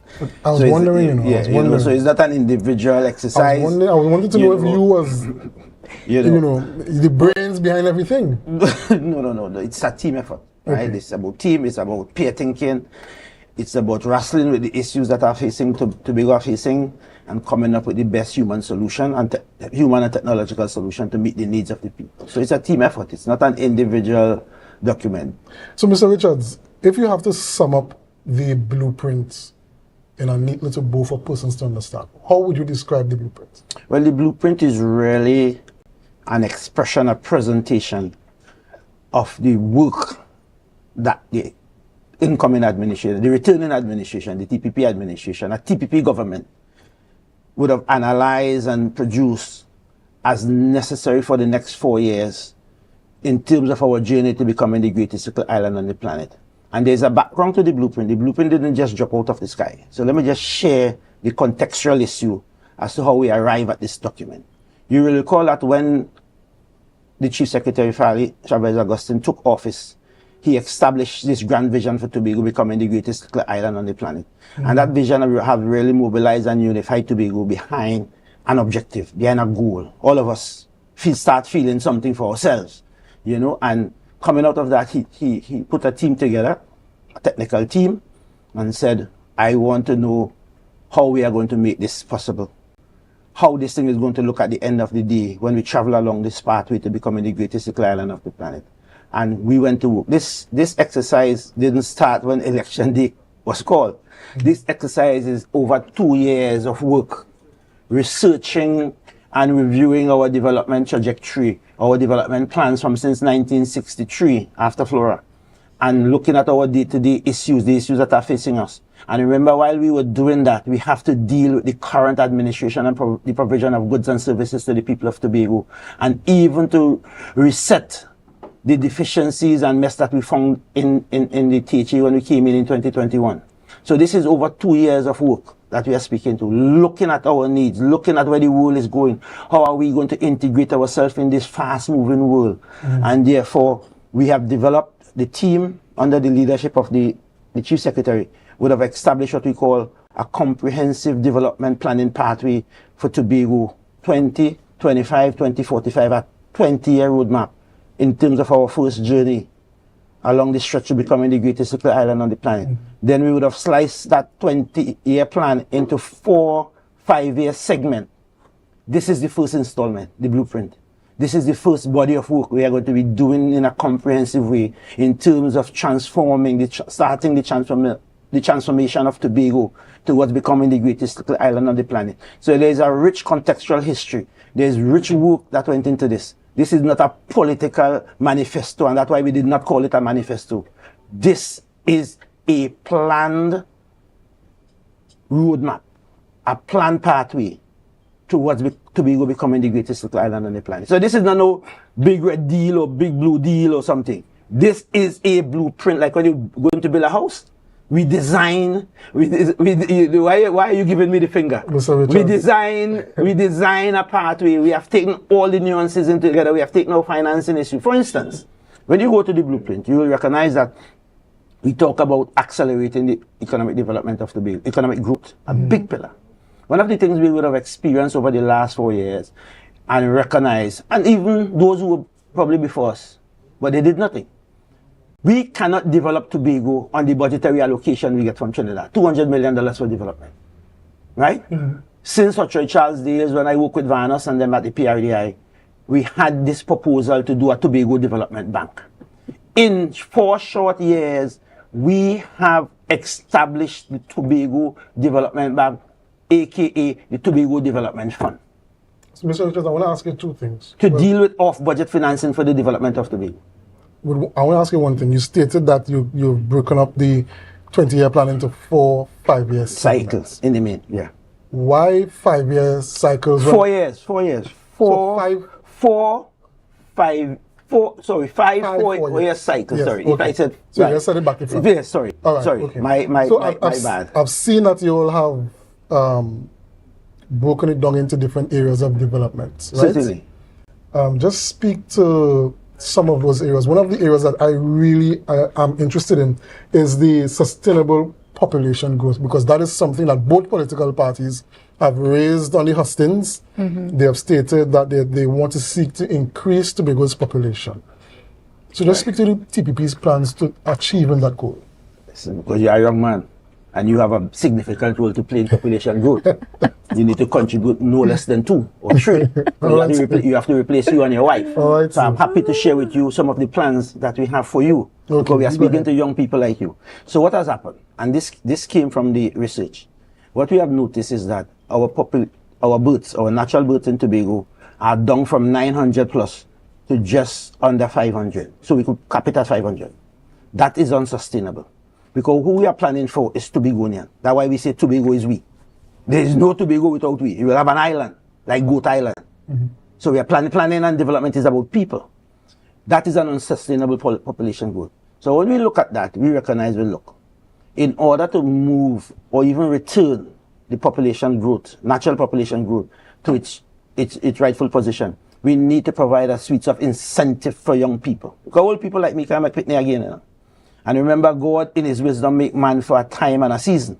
So my time and season for childbearing gone is your time now. And this young lady, right? I'm not preaching to you all, but I know what the Bible says, and I hope that you are understanding the spirituality behind the work of the TPP. Because this is not secular. Let me move on. Let me don't get into the preaching mode here this morning, brothers and sisters, because this is a blessed morning, and we could say hallelujah at this point. But nonetheless, brother, what we have done, we have looked at that, and what are some of the things that will move young people to start families, because family is the basic unit in any society. Now we don't want you to just go and make children all over the place. It will happen because it's human nature. But our core strategy is to bring young people together to start forming families, households. So one of the things we would have done is to incentivize that. The Chief Secretary spoke about it. We have decided now that we are going to reset the housing policy of the THA. So if you and this young lady here gets married, you have and you're going to start a family, you're going to get priority for a government house, because the housing program is really to establish households to grow the population of the island. It's not so you have woods, you live by yourself, you don't get a woman, what you give your house for? He ain't contributing to the population growth. You and this young lady, we have that opportunity, a probability, once you are fertile, and the young lady is fertile, to get 3 minimum 3 children from you, or 3 trips to go picnic. I will not give woods not no up there, waste time. So we go in woods house first. That is the strategy. In addition, no, on serious note. But I know, no, I'm talking it. I'm talking the basic. Understand. Yeah. So you're incentivizing persons to get married and stay married young and build people. families. She back it up. You know, so, and in addition to that, we recognize that the economic situation on the ground is challenging too. It's challenging. So we're starting with a baby box for 6 months. We're going to want to push that up to a year. And we also made the commitment. As a matter of fact, tomorrow, the Chief Secretary is going to be handing out the first set of money from his personal resources to all the mothers who made children in Tobago from the 1st of January 2026 as a commitment to this policy. He has committed to give every child born in Tobago from the 1st of January $500 to the parents every month until that child is 5 years, as an incentive, as part of the suite of incentive to move the population growth in Tobago. Right? I just have one question with the incentives as well. I know you spoke about the baby box, you spoke about the housing, but what about the paternity leave for the fathers as well? Okay, that is another big, and the chief spoke about it too, because we are having this conversation. Now, remember the terms and conditions of employment is set now in the public service is set by the CPO. And we don't have the constitutional authority to create our own terms and conditions for our employees in Tobago. So we are kind of handcuffed behind our back because of the same autonomy issue that we have been fighting for a solution since 1940 something, nearly 100 years. And therefore that has handcuffed the administration in doing that for public servants. The Chief Secretary have intimated to the public that he would want to start expressing his policy for paternity leave by using the contract stream of employees in the THA to see how the policy will work. That is a critical issue. In addition to that, we have also established the policy framework to establish daycare centers at each government building to assist parents in having a safe space so that the parents will not become psychologically safe in their mind, because that is a key issue for production, that their children is in a safe place, in good caregivers, being developed while they complete their day's work. We want also to establish daycare centers at the community level, because they are the private sector workers who have, you know, the young woman who working at the shop in the grocery in the community. She had 2 picnic, she know what she grandmother dead, nobody to keep them, and therefore we want to provide that kind of family support through the state. We are a small population and we have to take care of each other, because Tobago is we, and that's the policy, right? We have done the calculation for the funding of the $500 a year, a month for 5 years. For 5 years, and it's something we can do. So, Mr. Richards, and let me just say, in the first 5-year cycle, the numbers are saying it will cost us less than $40 million. 40? Yeah, less than that. Because remember, and let me just show you how the maths work. The child who born in January, like now, they will get $6,000 for the year. But the child who born in December will only get $500. And then the next year, she will get 6,000. Okay. So it's a kind of, if you understand the mathematics. So when I programmed that, and I did the calculation, it's about $37.5 million a year for the 5 years to run that program. Mr. Richards, a lot of commenters on social media are saying $500 is not enough to incentivize them to make more children. Some persons asking for how much you want to make a child? Just tell now, me. Give me your average. Just now. So tell me how much you want to make because what you for make three. So just now, Mr. Richards. So what they're saying is, some persons are suggesting if they give me $2,000 or maybe even $1,000, it might incentivize persons, because $500 you buy a box of Pampers and it's how much you want. You leave with $100 and something dollars. How much you want? How much you want? Tell me how much you want. You don't say how much. You tell me how much you want. Don't tell me what people say. You tell me what you think you will need. I'm suggesting $1,000. If we could go up to $1,000, maybe that might incentivize persons some more to really get going. Now the other incentives. So you like people who just come and say because we say they say $1,000, you want $1,000. I'm not saying that. I'm saying this is not a bidding game, you know. It's not a bidding game. What I'm saying is, we're talking to the root of the policy, and I'm saying at the root of the policy right now, persons may not be moved to do what you all want them to do. So I'm asking you, if the suggestion by members of the public that it increases to about at least $1,000. If that is something within the possibility of the Tobago People's Party, within their calculations, that is something that they can manage. Well, anything is possible, but we also have to do this policy with what we call fiscal restraint and control, right? We could go to 5,000. We could give you 5,000 or 2,000, 3,000 every month. But is that sustainable? It is about sustainability. You may start at 1,000 and then you can't carry it. Because if you start from 1,000, let me just show you how the mathematics work. We move from nearly $40 to $80 million over the 5-year period. Is that sustainable? Are we generating that's the question I'm asking you. And I'm saying that's why I say we did not arrive at the 500 by accident.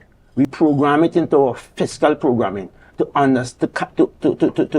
test the carrying capacity in terms of our financing flows, whether we can actually sustain this policy prescription. And you believe, we believe that if you going to make a child and you're moving from 0 to 500 support from the government, we think if you want to leave a legacy, because when you're dead, all you work for dead with you if you don't leave no picnic.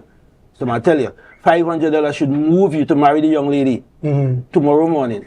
And before we leave office in 5 years, you should give it 3 picnic and get the money. Now, we're talking about, you've mentioned your incentive plan for the population. And it's not one, because remember too, when we provide this subsidized housing for you, that's another incentive. Yes. We're giving you the baby box. Yes. Then we're giving you daycare. We're paying for all those things. Right. So daycare provided. You believe with all the elements that should be incentive enough to get persons into, and it might move the needle for some persons, but I'm just saying, though, with all those elements, you believe that the plan is sufficient. Now, I want to move on to something else. Remember, we're living in a very emergent time. Things are changing very fast. Yes. So if you come and you say, well, Anselm boy, the 500, me make one and the 500 is a challenge. We want to make 5. Give me 5,000 a month.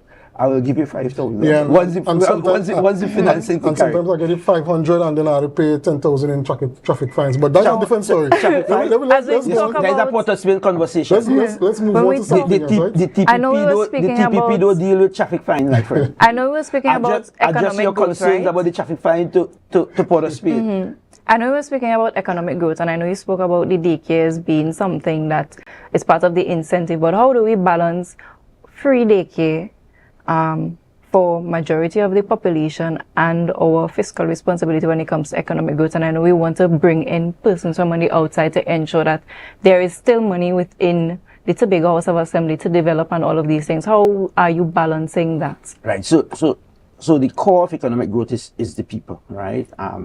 AI can't replace your work. AI could help us pull information to tell you how it could be done. And therefore, if you don't incentivize people to stay on the job, then you have a problem with productivity.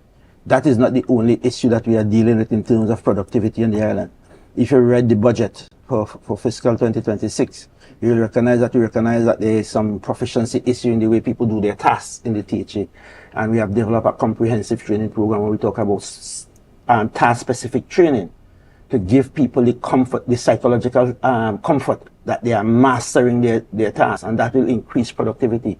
We are going to infuse technology into some of the tasks so that people can do them faster, and some of them may be able to be done remotely or using technology, to automate them. Because I believe in the blueprint as well, you talk about public service modernization. Exactly. And so what does that look like? Yeah. It look like that. So we want to build out a new public service. We want to reduce the wait time. When you come to the Division of Finance to pay taxes, you must not be standing on a line. When we put kiosks there, and you can go and put in your BR number and pay with your credit card.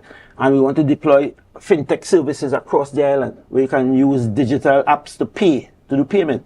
So it's a whole suite of activities that the blueprint speaks to in terms of how we want to transform the Tobago space towards becoming the greatest little island on the planet, right? This is not talk. This is thing that is comprehensively documented and put out there, not only for Tobagonians to scrutinize and problem, but the entire world can go online, look at this document, see what the TPP is proposing, whether these things make sense and whether they are relevant to where we want to go and what we propose to go. The development philosophy is there.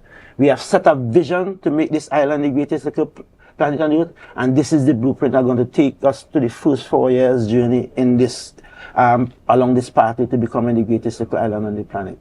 So this is work. So, Mr. Richards, we spoke about sustainable population growth. We talk about digital transformation in public service and otherwise.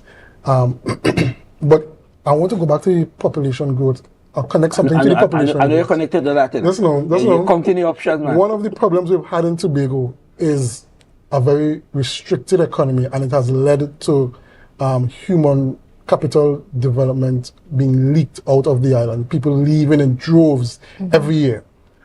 Let us speak towards the TPP's plan for economic growth and how that could help retain some of that, the human resources that we really need on the island to really get that population growth in the first place. Right. So the population, the TPP development strategy is multi-pronged, right? And if you go through the blueprint, you will see that. So no one activity will retain the human capacity, but there is a specific job creation project in this blueprint that speaks to our tertiary education students. With the accomplishment of the internal self-government project, when we complete that project by 2028, we give ourselves 24 months because significant work has been done in that regard before. And we are not going to reinvent the wheel. If you go through the blueprint, we have established a clear pathway towards the attainment of internal self-government. That will be the fillip in the whole development equation. Because when you talk about self-government, you're talking about a government that has the right to make policy as to how we want to grow this economy. One of the problems we are facing now is that we make policy, but we can't give them meaningful effect without the laws that are necessary, the Tobago-specific laws. So sometimes we go to the house, and you have seen it in the last 21 years. The last administration went to the house with a Tobago police bill. They send it down to the people in Trinidad, and they just put it in a garbage bin down there. Nothing happens because we don't have the authority. We have to wait on Port of Spain to determine whether we could do what we think we need to do for ourselves. That is a significant problem in our development equation. Significant. It carries a zero coefficient, and therefore nothing will happen positive from that. And if we don't fix that problem in short order, most of the things that we will want to do as a people for ourselves will be stymied by that. So let me put that on the table up front, and I make no apologies for saying that. That is a critical, and it is the number one item on the work program in the blueprint. What we propose to do is to build out the Tobago University by establishing schools or campuses across the island. That will bring capacity, human capacity for the teaching and lecturing. It will bring technology with it. And for instance, let me give you an example. Right now, there is an MOU, a relationship, an arrangement with the University of Trinidad and Tobago, where at the Kendall Farm School, you can stay right here in Tobago and do a degree up to your studies up to the PhD level in agriculture science. And that is the kind of approach we are taking to bring up human development opportunity to the people of Tobago, to drive the economic transformation and development of Tobago. That will also attract young people from other countries to come to Tobago and do the studies. You might end up with a Vinci as your wife, and you might make 7 picnic because you understand Vinci people like children. So the cross-fertilization between a Tobago man like you and a Vinci woman might give you 7 picnic. You will get 7 by 35 a month. And you're going up to 3,000, so not 5 again. And you know when you pool your resources, you're getting more. So you go over the 100, you go over the $1,000 you're talking about. So I go look. Okay, now we will pushing for you to make some. Yeah, you need to make some. You understand? Because he's one of them contributing to the when I was the age, we get 4 picnic already. You know? You wasting time. So he's one of them who contributed to the population decline. So no, on a serious note. So we're doing that. We are also upgrading the hotel school because we want to make the hotel school the institution of training for the hotel sector in a serious way. Because you know that is one of our largest industry, the tourism. And we have to have an institution that is training our people and our workers for that sector so we can provide world-class services, right? That is going to bring job opportunity. We are going to provide incentive and partnership with international brands hotel. We need to have a couple hundred, a couple thousand 4-star, 5-star rooms available on the island to really facilitate the capacity of the new airport. You know, it's 3 million people could pass through there. We don't have the room stock to really accommodate the traffic that is necessary for that to be viable, right? That in itself will provide opportunities for our people to return and stay here. We have already acquired the Culloden Estate. That comes with approval for a 3-star, 4-star hotel development. So that is one of the strategy. And this administration bought the estate Farley Chavez Agustin, we paid $19 million for it out of taxpayers' money. We bought it for the people of Tobago because Tobago is we. Right? The other thing we are going to do, what we have done also, and we're not working by guess, we have worked with the IDB because we recognize that a significant strategy for the transformation of Tobago development will be public-private partnership. We have worked with the IDB. We are at the point where we are completing a new PPP policy for the THE as to how we are going to engage in this practice of private-public partnership for the development of Tobago. That policy framework has included in it all legal requirements with the new procurement legislation to ensure that the people of Tobago assets are protected when you engage in those type of built out for development. So we are not guessing this work. And you should know me, I don't engage in guesswork. Right? When the team that I am part of and led by the Chief Secretary put something before the people of Tobago, it is solid, sound socio-economic policy. So you understand? This is no. All right, let me go ahead. Because we out of time, but I want to ask you one final. We paying for this, you know. I don't know if we're paying for 2 hours, but we are paying for another half an hour. We have one. I want to talk. This is the blue deal, you know. I want to talk one final thing with you. You're talking about population growth. We talk about economic growth, but all these things have to tie into public infrastructure. I've seen in the blueprint, they all have stated $600 million for public infrastructure. Now we know the city. Per year. We know per year, but we know the economic, minimum. We know the economic circumstances that Trinidad and Tobago faces at this point in time. Speak to us in how the TPP plans to pay for $600 million in public infrastructure. And you see, and that's why I said to you early, one of the things we would have discovered, and one of the things that Tobago would have known, and Tobagonians, and when we say Tobago, I'm talking about we. Tobago, because Tobago is we. One of the things we would have known is that the budget allocation cannot fund the development at the pace we want it to happen. And therefore, I told you in 4 years, I said it before, we have established what we can call the Tobago Development Bank / the Tobago Development Fund. The company is registered. We have a CEO in place. We are about to execute the agreement to house it up by TTMB, the rental space. We have a board in place. In the last budget, we received $10 million to establish the development fund. That entity is mandated to find in what we call off-budget resources, financing, to drive our development agenda. It will go on roadshow to raise money. We will get funding from international donor agencies and so forth, so we can drive the development agenda. So we didn't sit down and wait and say, when we say $600 million, we have put a sustainable strategy in place to find the additional resources to add on to the $200-300 million we get on the budget allocation to do the work that we propose to do. So this is not an administration just writing things on a paper. This is an administration that is building this thing out block by block, looking at what is required, putting it in place. So when we come to you, there is no vacuum in what we are saying. So when we come to you and we say we could afford $500 per month for one of the child you're going to make from next week, we have calculated that we could afford that and we can sustain that. So all the people who saying, give 1,000, give me 2,000 and so forth. This is not play way, you know, and you're waging bets, you know, for man-to-make This is an economic development strategy that has to be based on the same thing you're saying, our budget capacity to carry the program or the policy that we are going to be instituting. And we have done the calculation. By now you should recognize that this team of people here don't come to you with guesswork and just come in and call figures and go in on Google Map and pick up a picture and put it on the beach in Castara and say they go build that. This is work.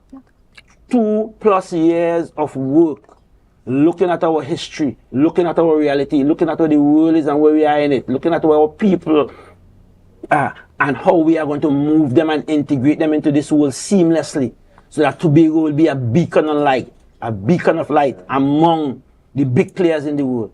Size doesn't matter for us, it's our mind. If you remain small in your mind, then you remain small physically. Now, one of the issues that you hear time and time again is young people, they're going to develop themselves, they get degrees, they come back to Tobago, they want to get a job and they can't. Most times they have to go into avenues they didn't plan to go into. So what is the development for that? Because you also spoke about developing the hotel school, you also developed the plan for universities across Tobago. Is it that you're going to be having infrastructure with that growth as well, with the influx of students, persons coming here, so that when they are finished, they know for a fact, okay, this is somewhere that I can venture into, this is where I can go to work and I can actually start making a living for myself. Right, so if you go to the blueprint, there are different areas in which the job will be created, and we propose to create over 8,000 jobs in the last 4 years. There will be significant job for young people like yourself and the gentleman in what we call Power in Tobago Green Future. Because we want to start moving by 2035, we want to have about, I think it's about 25% of our energy consumption coming from renewable energy. Because you know what is happening with climate change? Climate change is real. Look at what happened to Jamaica recently. So we have to look at those things. We are going to create jobs in agriculture, sustainable agriculture practices, and the whole mega farm and shade houses, and we're doing agriculture in a different type of way, the deployment of science and technology in agriculture. The road infrastructure program, we are going to institute what we call a major secondary road upgrade civil and a major secondary road upgrade program where we deal with civil work and paving across the island. Because if you look at the road network, because one of the, you see, people don't pay attention to that. The road communication system is a very critical infrastructure in the development agenda or the development equation. Because what happens, if you can't move people and resources in a timely manner to the work site, then you impact productivity. Like what is happening in Trinidad. Man spending 8 and 3 and 4 hours in the traffic to get to work. So we're looking at the whole road network to move our people to their places of employ in a faster and more efficient and safe manner. So that's part of the infrastructure built out. We also have a program where we're going to incentivize young people who go away to study, to come back, to stem the brain drain that we have been experiencing over the years. And I'm saying that the brain drain is significantly linked in a positive way to the fact that we have not been able to be accorded our right to self-determination in the last 40, 50 years. That is a significant issue. And all of us as young Tobagonians, and more so you and the gentleman who are going to form a family and start making children, have to ensure that your children are not brought up under this constitutionally restrictive environment. And therefore, we must sit in Tobago and make the law that we want to be governed by. You understand? I say that anyway.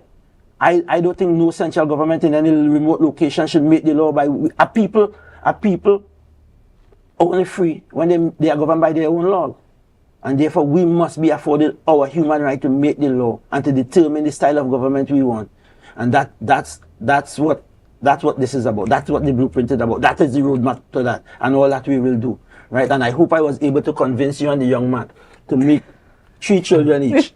He say he go marry that Vinci like 7, because it's 7 is the number of completion. Now, Mr. Richards, there's so much more questions we would like to ask about the blueprint, especially as it relates to food security and all of these things, but we have unfortunately run out of time. But we want to thank you so much for some of the clarity that you have provided for the public and us here at the Tobago Update, and we just want to thank you so much for coming on this morning. Yeah. So obviously, let me just make one statement, if I may be allowed. What the blueprint presents, this is a social contract between the people and the TPP government for the next 4 years. You can, and I'm saying every Tobagonian should download a copy, if save it on your phone, and when your area representative and thing, say what all you're doing about this. This is about transparency and accountability. You have a document that the administration put out now and say, these are the things I'm going to do for the next 4 years. You can hold them accountable. You can see if they are truthful to what they are proposed to do for you and your children and your family. And that is the power of this document. If the people of Tobago don't educate themselves in it and hold their government responsible for what they have promised, then the blueprint will only be words on paper. This is what empowerment is about.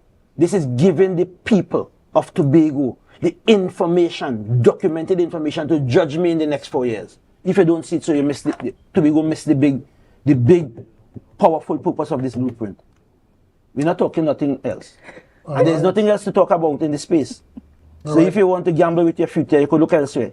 All right, thank you very much, Mr. Richards, for coming in and speaking with us about the blueprint. Viewers, unfortunately, we have come to the end of the Tobago Updates morning show, but the programming continues. Up next, we have GMT. So do us a favor. Share the live, share the live, share the live. GMT next.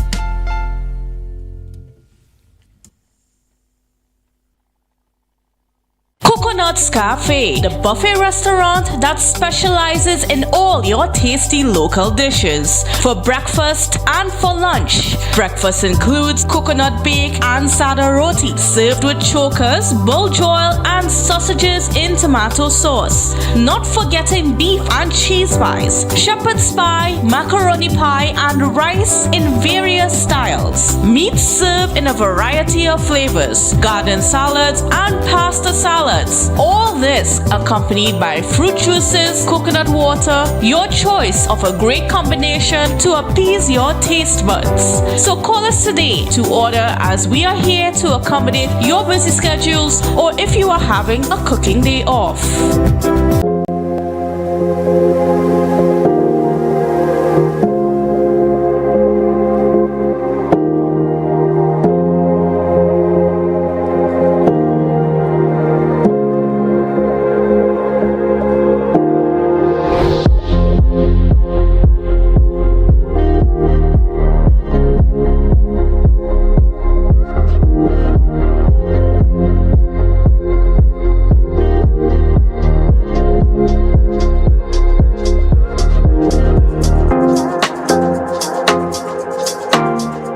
The following is a paid political advertisement. Tobago is we. Tobago is all our we. The Anchor holds. Join the TPP family on Thursday, January 8th for 2 powerful public meetings. Join us at 6 p.m. at Kokowati Mason Hall. Come hear the best candidate for Mason Hall South Bagatelle, Natisha Charles Panton, a competent, consistent, and community-driven leader. Then we journey to Calder Hall. Join us at the Calder Hall playing field from 8 p.m. Come hear the best candidate for Scarborough Mount Grace, a man committed to urban development, performance beyond compare, Mr. Trevor James. One night, 2 meetings. Come out in your numbers on Thursday, January 8th at 6 p.m. at Kokowati Mason Hall and from 8 p.m. at the Calder Hall playing field. Tobago is we. Our future, our voice. On January 12th, 2026, vote for bold leadership. Vote for the Anchor. Vote for the Tobago People's Party. Tobago is we voting TPP, Tobago People's Party. Now the Anchor host. That was a paid political advertisement. Welcome to Tobago Glass Supplies Limited, where innovation meets excellence and the service reigns supreme. Our commitment is simple: to provide high-quality, innovative aluminum, vinyl, and glass solutions for both commercial and residential spaces. At TGSL, we don't just meet needs, we exceed expectations. Our range includes the finest aluminum cladding options, setting new standards in durability and style. Driven by our passion to elevate, we aim to be the leading supplier in the Caribbean market while retaining our identity as a family-owned business. Because at Tobago Glass Supplies Limited, it's not just about products. It's about relationships. It's about you. Innovation, quality, service. That's Tobago Glass Supplies Limited.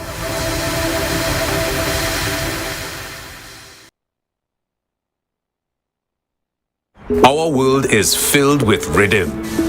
Rhythm that's unapologetic, infectious, timeless. Rhythm is commitment in action. It's how we show up for each other with unrelenting support that goes the distance. Rhythm lives in the tiny beats of our most intimate moments and the seismic roars of our biggest achievements. Rhythm is resilience in motion. So even when things go out of sync, we do what it takes to bring the rhythm back. At Flow, we understand your rhythm because we live it. That's why we're dedicated to building a network as resilient as you, with a team of familiar faces working every day to keep you on beat. You're at the heart of everything we do, and our commitment is to keep your rhythm flowing, no matter what. Are you in a dispute with a registered investment service provider of the TTSEC? Or maybe you're the victim of an investment scam? You can lodge a complaint or submit an anonymous tip to the Trinidad and Tobago Securities and Exchange Commission. Download our investor protection app. Celebrating excellence, dedication, and the people and organizations making a lasting impact on our island and its diaspora. From the Medal of Honor to the Diaspora Award, this is your chance to nominate those whose service, leadership, and achievements deserve the spotlight. Nominations close on September 30th, 2025. And remember, only online submissions will be accepted. Visit www.tha.gov.tt to submit your nomination today. Let's celebrate our Tobago Trailblazers together.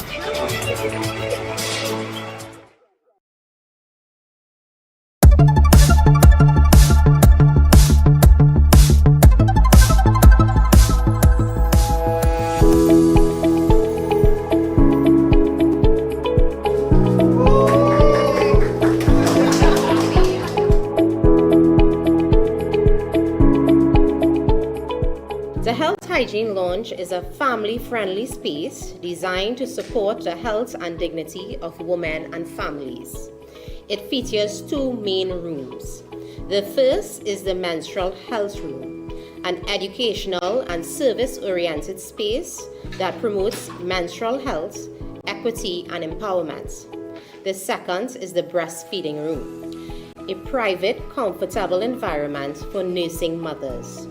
Together, these rooms reflect our commitment to maternal and child health. I am thankful that this facility is now available. It really does provide a space for breastfeeding mothers to come here, whether with baby or just to pump during the workday and do that in comfort. It is an essential need, and just having this space makes it so much easier and provides that peace of mind. I think this hygiene lounge is a step in the right direction. I think for a very long time, women have not had the opportunity to have a space that's private to deal with issues of menstruation or breastfeeding. So I think it's a step in the right direction. I really think that is something that should be adopted across the board through different divisions and private sector throughout the island. This space is more than just four walls. It is a place of dignity. It is a safe space to speak, to learn, to advocate. It represents a commitment to stand in the gap for those who are too often unseen. Together, we can localize our efforts, streamline our objectives, and align our outcomes.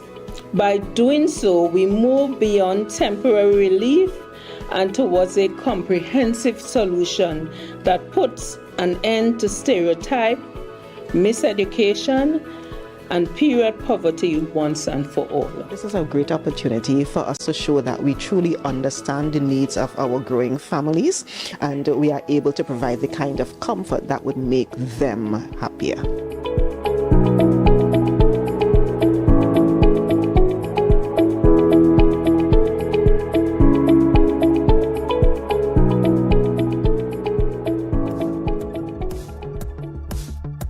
That was a production of the Department of Information, Office of the Chief Secretary, Tobago House of Assembly. The Tobago Day Awards 2025 are here. Celebrating excellence, dedication, and the people and organizations making a lasting impact on our island and its diaspora. From the Medal of Honor to the Diaspora Award, this is your chance to nominate those whose service, leadership, and achievements deserve the spotlight. Nominations close on September 30th, 2025. And remember, only online submissions will be accepted. Visit www.tha.gov.tt to submit your nomination today.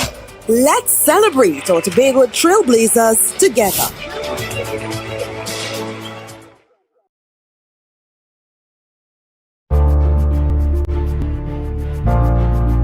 You're viewing Tobago Updates Television, your exclusive gateway to Tobago, broadcasting the beauty of this island paradise to the world.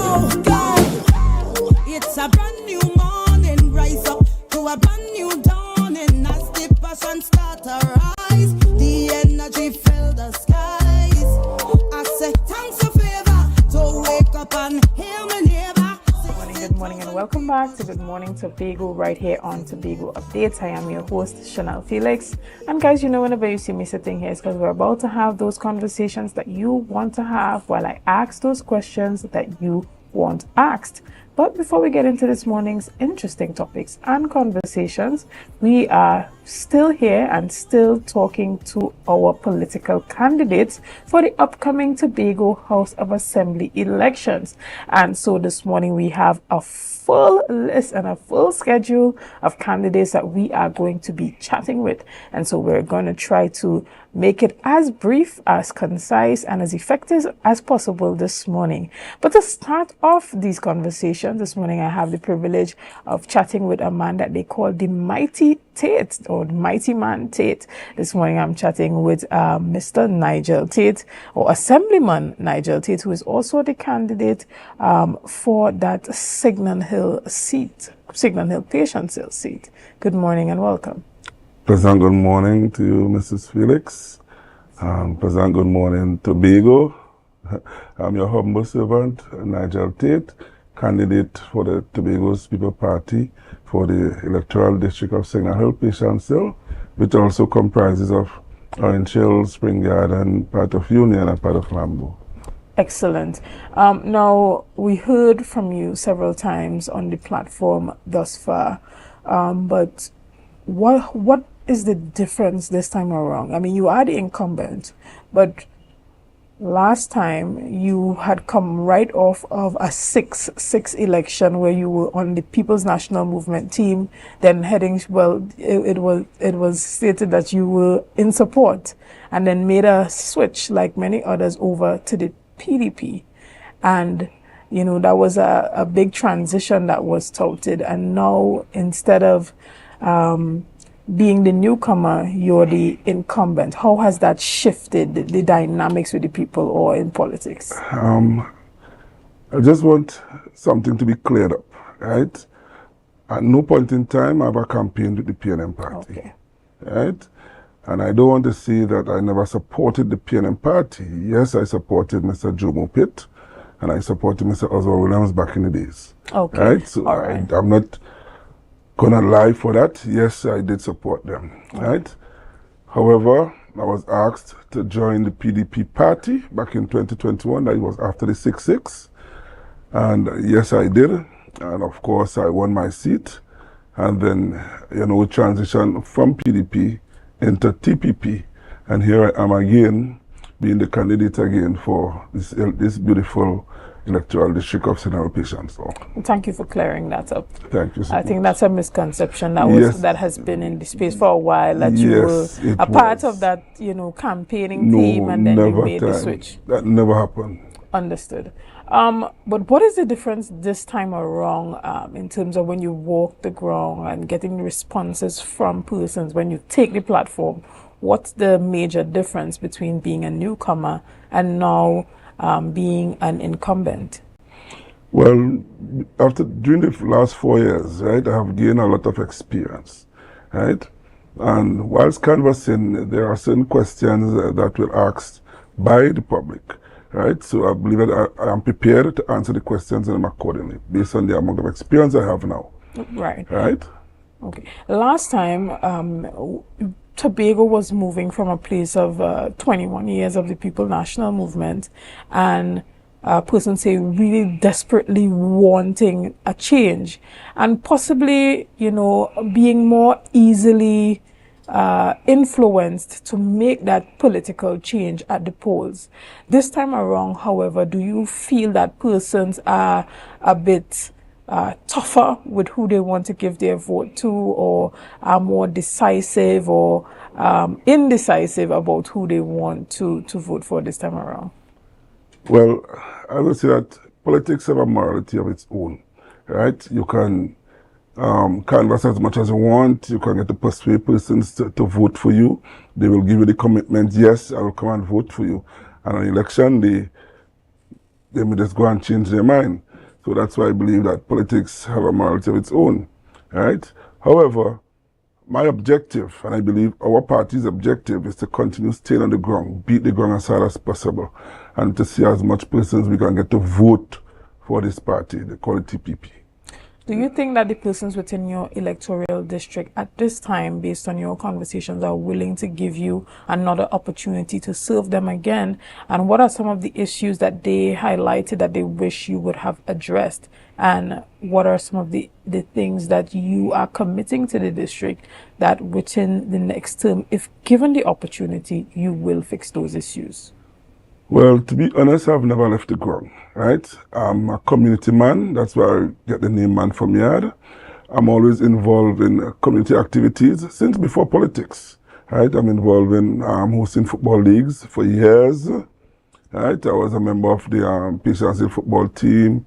I actually was manager coach at one point in time. I had some youth leagues also by me, right? Basically, once we have funerals in my area, I'm always there to support persons. We have weddings, we have birthdays, any form of activities, be it village council activities. So I'm a person always on the ground, right? In terms of meeting the people, yes. The response from the majority of persons that I have conversation with, yes, they are positive in giving TPP an opportunity to serve again, right? So I believe that the response from the people is basically very positive at this point in time. Is there anything that persons really would have hoped to get done within that first term that was not done? Oh yes, there are so many things that still to complete. For example, the bridge in Spring Garden, and most times when I have the opportunity to come on air and be on social media, I always make mention of that bridge because that is something that the persons from not only Spring Garden, but Signal Hill and throughout the electoral district. And then persons who traverse during that area also, right? So I've been advocating to get that bridge fixed. And I know for sure that Mr. James is going to assist me in getting that bridge fixed in the next fiscal. There's some roads in Union also that I personally have been asking to get addressed. And in soon order, those roads will be addressed. Also, there are some roads in Spring Garden and Patience Hill, of course, to be addressed also. But I could say that most of these roads on the main road in Signal Hill has already been fixed. Along with the micro mall area, that road has been fixed also. Now, most of the roads in my area, due to water leaks that created by WASA, you will always find that we have a lot of potholes, right? So we will, most time it take like a time before WASA come to actually patch these roads, right? But we are getting it done.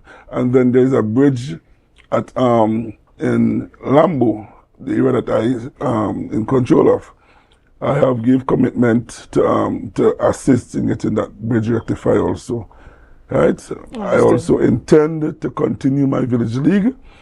And the first ever T10 cricket, win-ball cricket ever took place in my district. I had that, and I want to say that my intention is to raise the prices with the next leagues, the next upcoming leagues. The prices will be raised.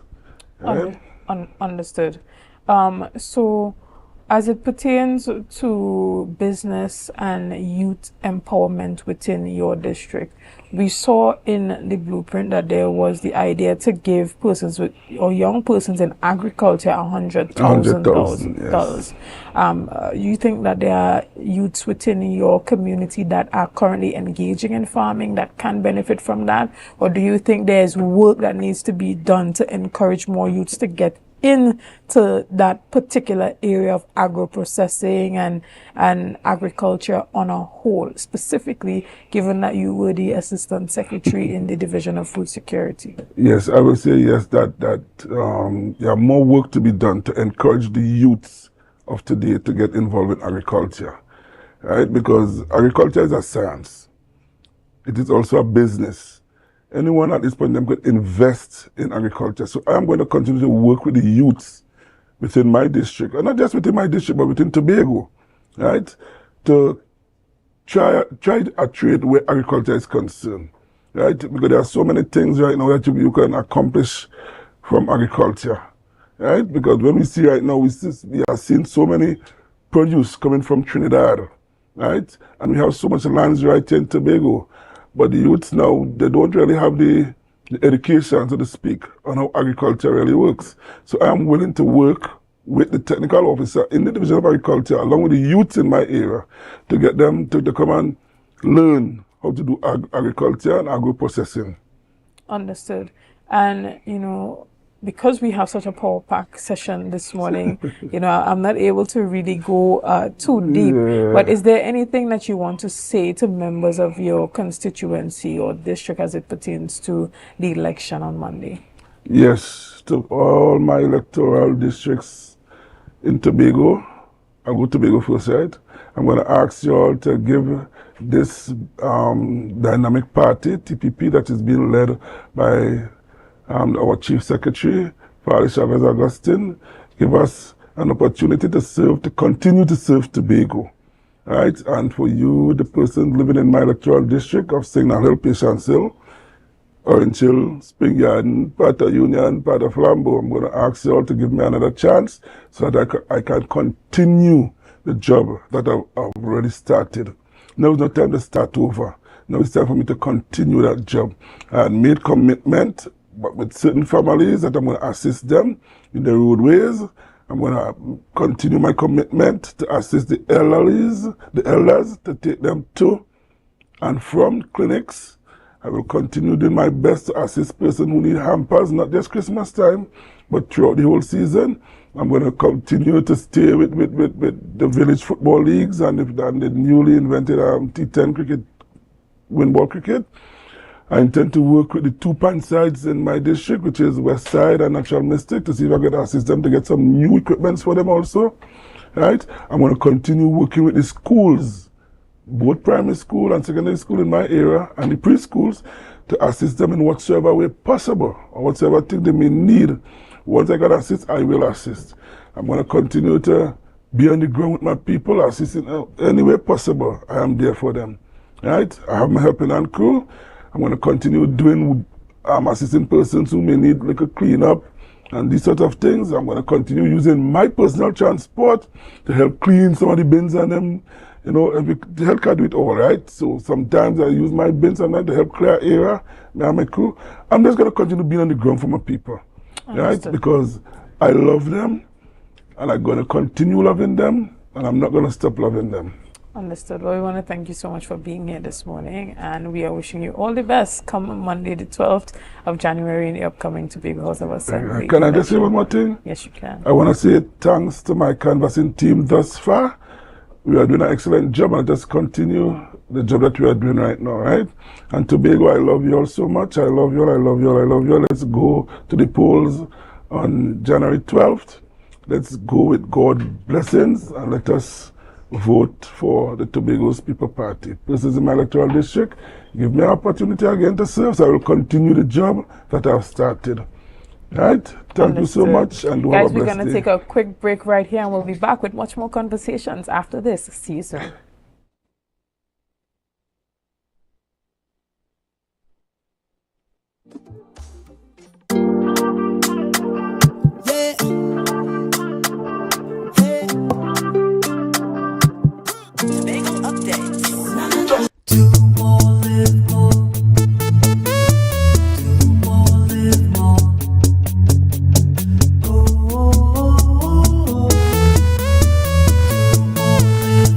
This is how it's gonna go.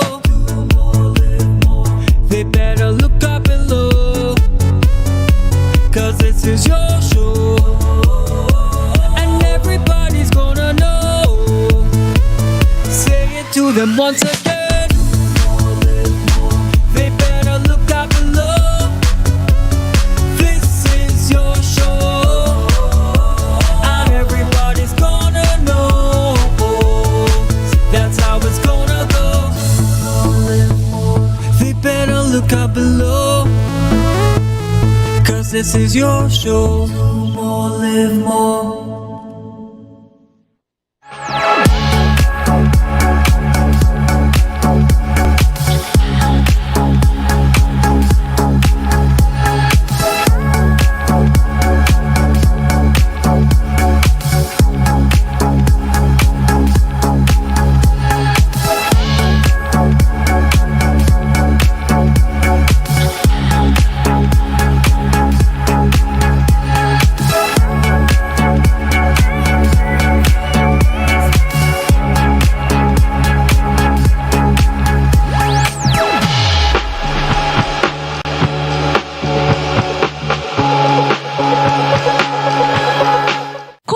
Cafe, the buffet restaurant that specializes in all your tasty local dishes. For breakfast and for lunch. Breakfast includes coconut bake and sada roti, served with chokers, bull joil, and sausages in tomato sauce. Not forgetting beef and cheese pies, shepherd's pie, macaroni pie, and rice in various styles. Meat served in a variety of flavors, garden salads, and pasta salads. All this accompanied by fruit juices, coconut water, your choice of a great combination to appease your taste buds. So call us today to order, as we are here to accommodate your busy schedules, or if you are having a cooking day off.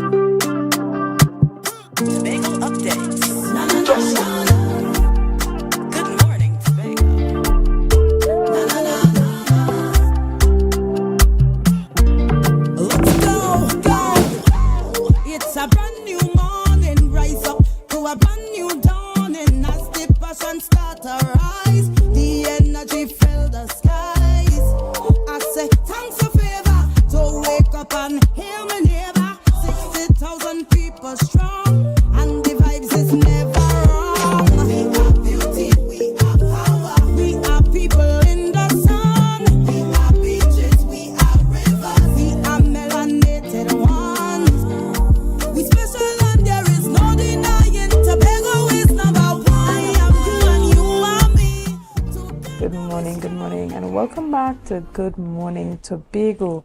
This morning we are here and we are chatting again with some more candidates. This morning we go straight to IDA candidate Ben Israel, who is the representative for Bagatelle Bacalet district, now turned into Mason Hall South Bagatelle. Yeah. Right. This morning we want to welcome you to Tobago Updates. Thank you very much. Right. You are a bit new to the political arena, not someone that we've seen here before, vying for any seats.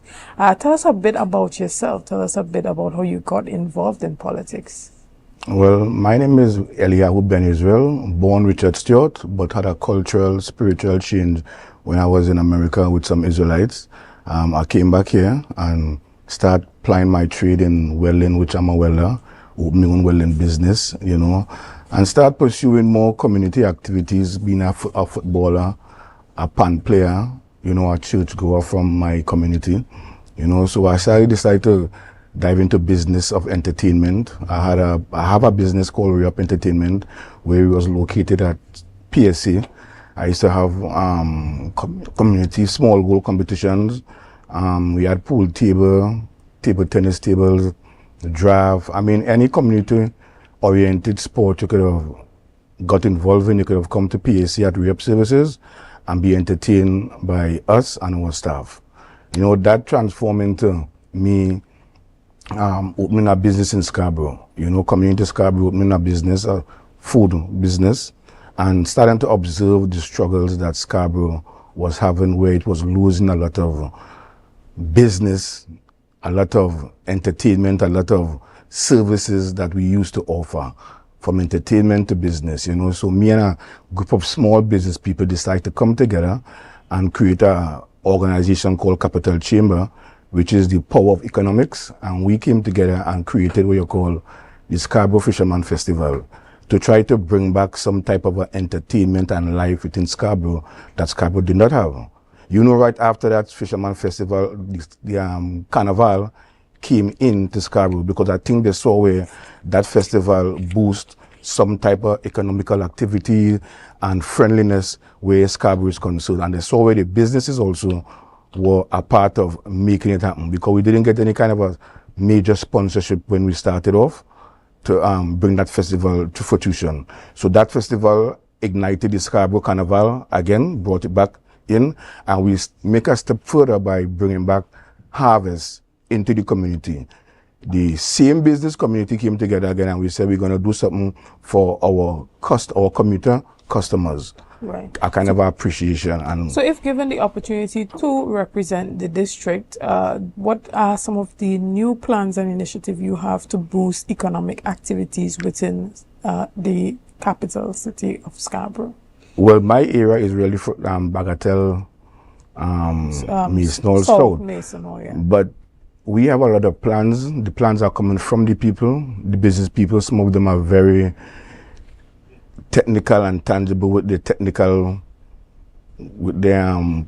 their ideas, and they are talking about rejuvenating Scarborough and other communities by encouraging people in kind of business apprenticeship, business enterpriseship, and community enterpriseship. And the people in the community and in the Scarborough, within the Scarborough areas, they have the ideas. They have a lot of ideas. And you're talking about revamping the ice factory in Scarborough. They're talking about bay leaf, enterprising, having bay rum, bay oil, and using the byproducts of the bay leaf that is up at Fort King George up there, and French Fort, and making a product out of it. And they've been talking about making Fort King George, behind the fort, there's 48 acres of land behind there that the British used to play golf. And they're talking about having a potting range to boost up the tourism product, and using the cabbage trees or the palm trees as tree restaurants and bars, you know, with the potting range interlocking with the Bacalet beaching facilities. So there's a lot of ideas coming out from the community, and they want to utilize, in order to create training for the people, the communities lacking training, they want to utilize the community workshops, which are the joiner shops, the mechanic shops, the straightening shops, the tailor shops, the beauty parlors, utilizing all of these as training institutes, so that young people coming out of high school, or before you leave high school, you could enter into these institutions that are already set up within the community. So we would like to develop all of these community workshops, so that they could provide us training school for the young people, and them giving them a transition from school into training and then going into the job space. Understood. Tell us a bit about some of the concerns or issues that you've heard while walking through the district, and what are some of your district-related plans? The concerns are infrastructure, maintenance, which breeds mosquitoes, you know, and job security. That's are the concerns. You know, the elderly people seems to be more interested in the young people and them doing a little more better for themselves and finding opportunities for them.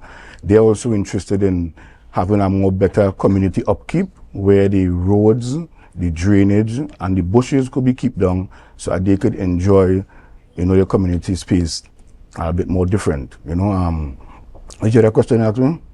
What are some of your plans, but also what were some of the issues? Yeah, the issues, as I say, is infrastructure and the maintenance of infrastructure. And the plans, as I say, the community people, they have the plans. And the plans all centered around enterpriseship and community training. That's where they are focused. They want to have their hands-on on business, and they want to have their hands-on on training. Right. And, even as we round up, can you tell the persons what are they getting when they vote for Ben Israel? When you vote for Ben Israel, you're going to get service. I think people in my community know me, they know my effort, they see my works, they see my progress. And what they're going to get from me is not a person who's going to be elected and sit in an office and wait for paperwork to make things happen. I'm going to be a person working side by side, walking side by side with them and seeing that their business are fixed. Whether it's through business, whether it be through trade, training, or even self is their personal development. Because what the community also is lacking is space. My community is kind of, they need space. So you're talking about community expansion. You're seeing some homes are overcrowded. An additional room could be added on to these homes. So people will need some type of a grant assistance to provide their space getting bigger. And the community could do with some expansion whereby we need some lands so that the people in the community who have outgrown the space and there's no more space or lands to hand down to the generation, that these spaces or these estates can be utilized as a community expansion for the people of Bagatelle, Friendsfield, Otley Street, Sergeant Cane and environ. Understood. Well, we want to thank you so much for being here. But is there anything that you want to say finally to persons within your district as it pertains to the election on Monday? Well, to my people in my electoral district, I have been on interview, you could say. We all have been on interview, all the candidates who have put up themselves for election. And I want you all to pay attention to every candidate that's going up for election. And see, look into their eyes, look into their soul, and see who will be there for you when 4 years is up, who will walk with you, who will assist you, and who will say that not just your business is fixed, but business of your brothers, your sisters, and the entire community together, business getting fixed together, and not singling out a certain family or a certain household and thinking that that family or that household is going to take you through to the next 4 years. So I advise my community to choose wisely and choose someone that you know, choose someone that you understand, and someone that you could communicate with, to walk with, talk with for the next 4 years. Thank you. And again, thank you for being here. All the best on Monday Thank you much. the Tobago House of Assembly election. Guys, we're going to take a quick break right here and we talk to our next candidate after this. See you soon. Fill the skies. I say thanks a favor to wake up and hear my neighbor. 60,000 people strong, and the vibes is never wrong. We have beauty, we have. Our world is filled with rhythm. Rhythm that's unapologetic, infectious, timeless. Rhythm is commitment in action. It's how we show up for each other with unrelenting support that goes the distance. Rhythm lives in the tiny beats of our most intimate moments and the seismic roars of our biggest achievements. Rhythm is resilience in motion. So even when things go out of sync, we do what it takes to bring the rhythm back. At Flow, we understand your rhythm because we live it. That's why we're dedicated to building a network as resilient as you, with a team of familiar faces working every day to keep you on beat. You're at the heart of everything we do, and our commitment is to keep your rhythm flowing, no matter what. Tobago, the sun is rising, and so are the conversations that matter, from the economy to education, From healthcare to community voices. No spin, no fluff. Just facts, truth, and clarity. Join me, Lavian, as we cover the issues that shape our lives, the stories we can't ignore. We bring them to the table and ask the questions you want answered. The following is a paid political advertisement. Tobago is we.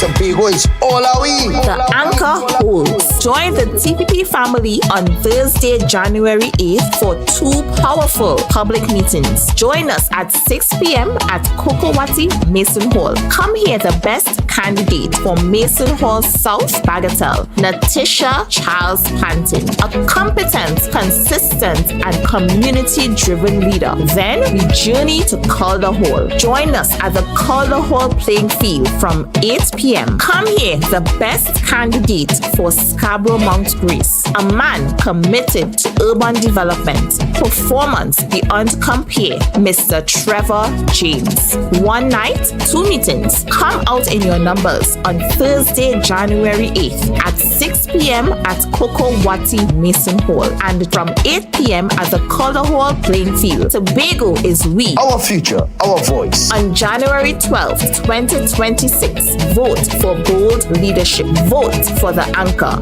Vote for the Tobago People's Party. Tobago is we vote in TPP, Tobago People's Party. Now the Anchor holds. That was a paid political advertisement. Are you in a dispute with a registered investment service provider of the TTSEC? Or maybe you're the victim of an investment scam? You can lodge a complaint or submit an anonymous tip to the Trinidad and Tobago Securities and Exchange Commission.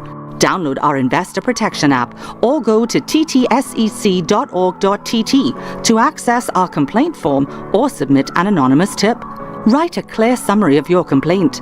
Submit copies of supporting documents along with the originals for verification. Provide a copy of the feedback received from the entity regarding your complaint. All investor complaints or scam reports submitted by the public are acknowledged and reviewed by the TTSEC. Investigations are pursued based on the outcome of the review. Trinidad and Tobago Securities and Exchange Commission, protecting the interests of investors and the public. You invest, we protect. Everyone benefits.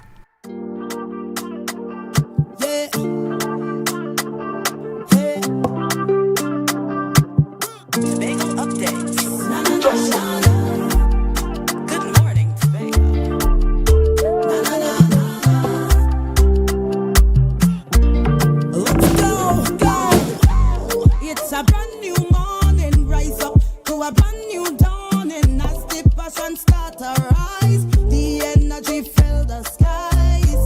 I say thanks a favor to wake up and hear me neighbor.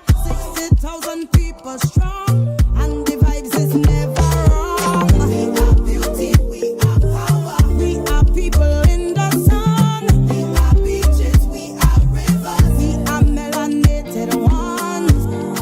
We special and there is no denying Tobago is number one. I am you and you are me. Together we stronger. Good morning Tobago. Good morning Tobago. Good morning Tobago.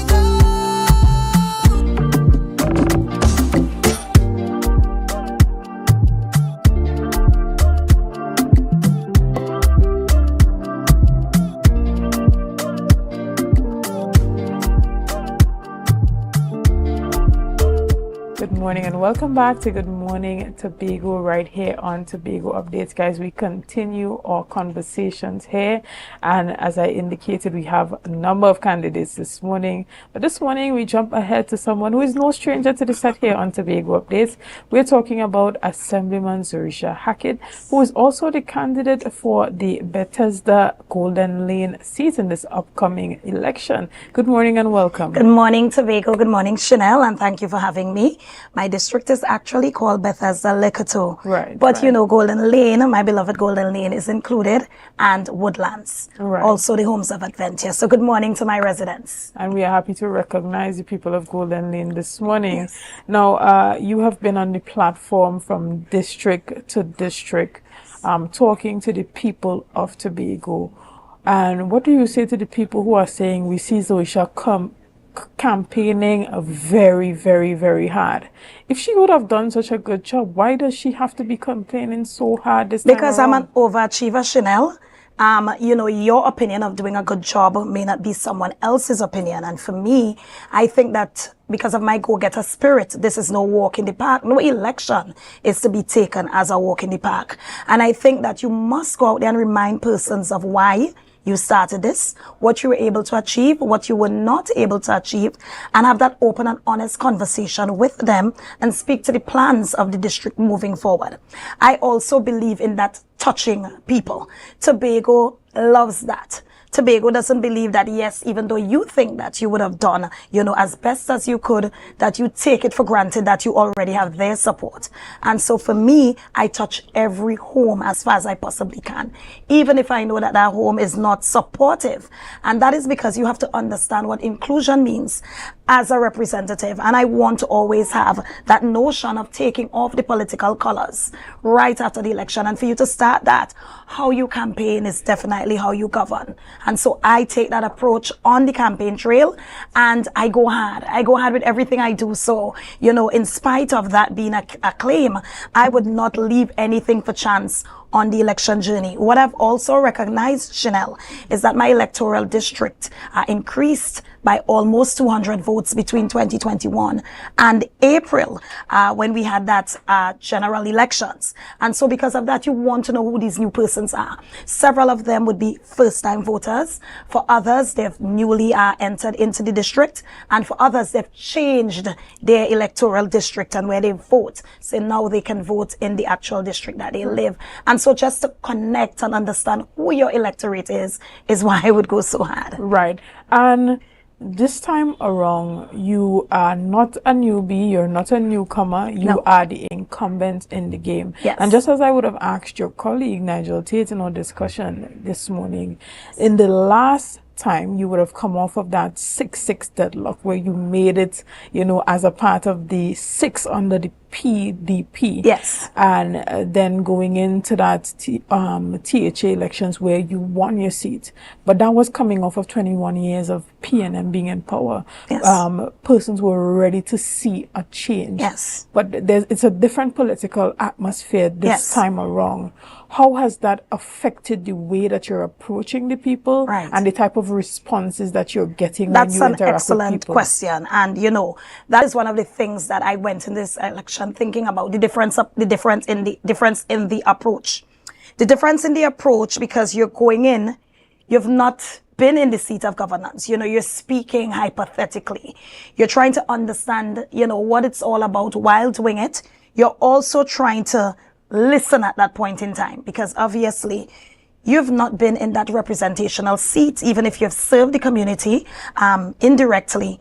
And so at that stage, you're listening to the concerns and you're coming up with the solutions with the people. This time around, you've actually been at the seat. So you've been tried and true. And your people will judge you on their expectations and what you were able to deliver. So now when you go to them, you have to be very honest with them. The excuses wouldn't fly. You have to come up with, you know, how you're going to improve on your delivery, if there are areas for that improvement. And you also have to do it in a very collaborative way. And so what I've been telling my residents is, I'm not making the excuses, because we all know what the issues were in the last 4 years, right? Your residents don't want to hear the excuses when you go to them. What they want from you is the solution. How can you improve your representation to us? And so we sat down and had those honest conversations. For different persons, they have different expectations. Your academics, your business-minded people, your persons who are on that developmental pathway and independent thinking would have a different expectation for you as a representative. Those who are more vulnerable, they would have a different. Your young first-time voters would have a different expectation, your elders, because they can look to, representation in the past and be able to do some comparative analysis. But what I was able to do is be open and honest with my district, and not speak to them about what I think I was able to achieve, but have them rate me. And I think that is more important, that constructive criticism, and taking the constructive criticism by developing pathways to how you improve on your representation. And I think that open, honest dialogue and that pouring out of my heart to my residents in a very transparent way is what I think is going to take me over the hurdle to the next term in office. Right.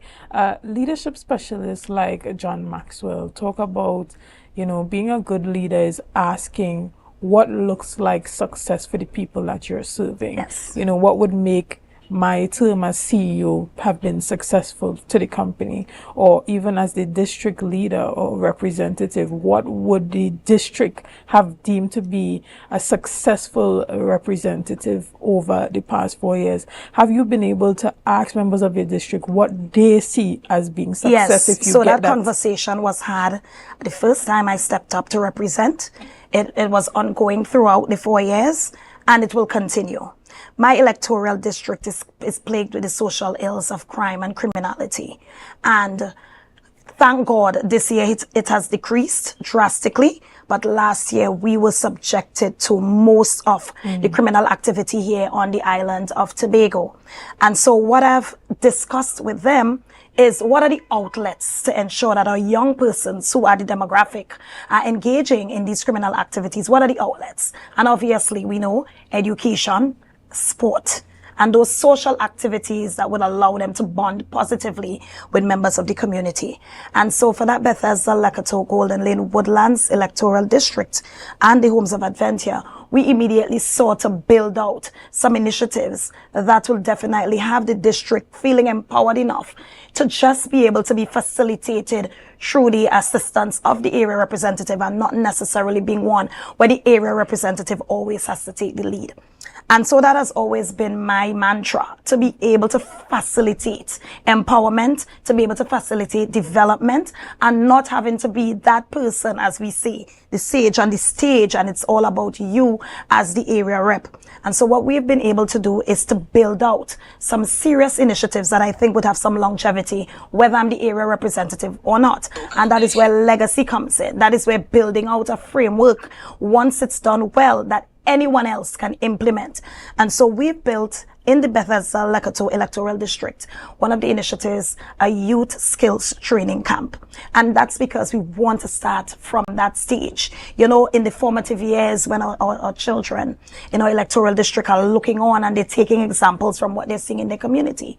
We found it best, and I'm saying we, because the initiative, although birthed by me, it was developed with the insight and with the collaboration of residents in the electoral district. Let's build out some skills training initiatives right there in the district, utilizing the community centers and having our young persons understand that yes, education doesn't always mean what you do in a classroom, but how you build in the TVET areas, and how you build with innovation, and how you understand the importance of having this dual track to education. And so that's one of the first initiatives we wanted to, and it's something I actually spoke about on the campaign trail. Additionally, we understand the importance of sports and why our recreation spaces are so important to us. But outside of that, I don't want persons just seeing that type of socialization as one where if you don't have the space, it can't be done. But because I see the natural talent in my district, we have one recreation space. It's dead at the center. It's a table piece. Bethesda doesn't have its own facilities, but because Bethesda is a subset of the wider Plymouth village, they don't feel left out. Golden Lane, on the other hand, has been clamoring for years for a recreation space. And I was listening on to Mr. Richards earlier on in the program where he spoke to, and we've been speaking about the actual acquisition of the Culloden estate, and that $19 million. The Tobago House of Assembly has invested in that space that can have multiple uses, you know, ecotourism, agriculture, and of course, recreation. And we took a while to be able to get that covered.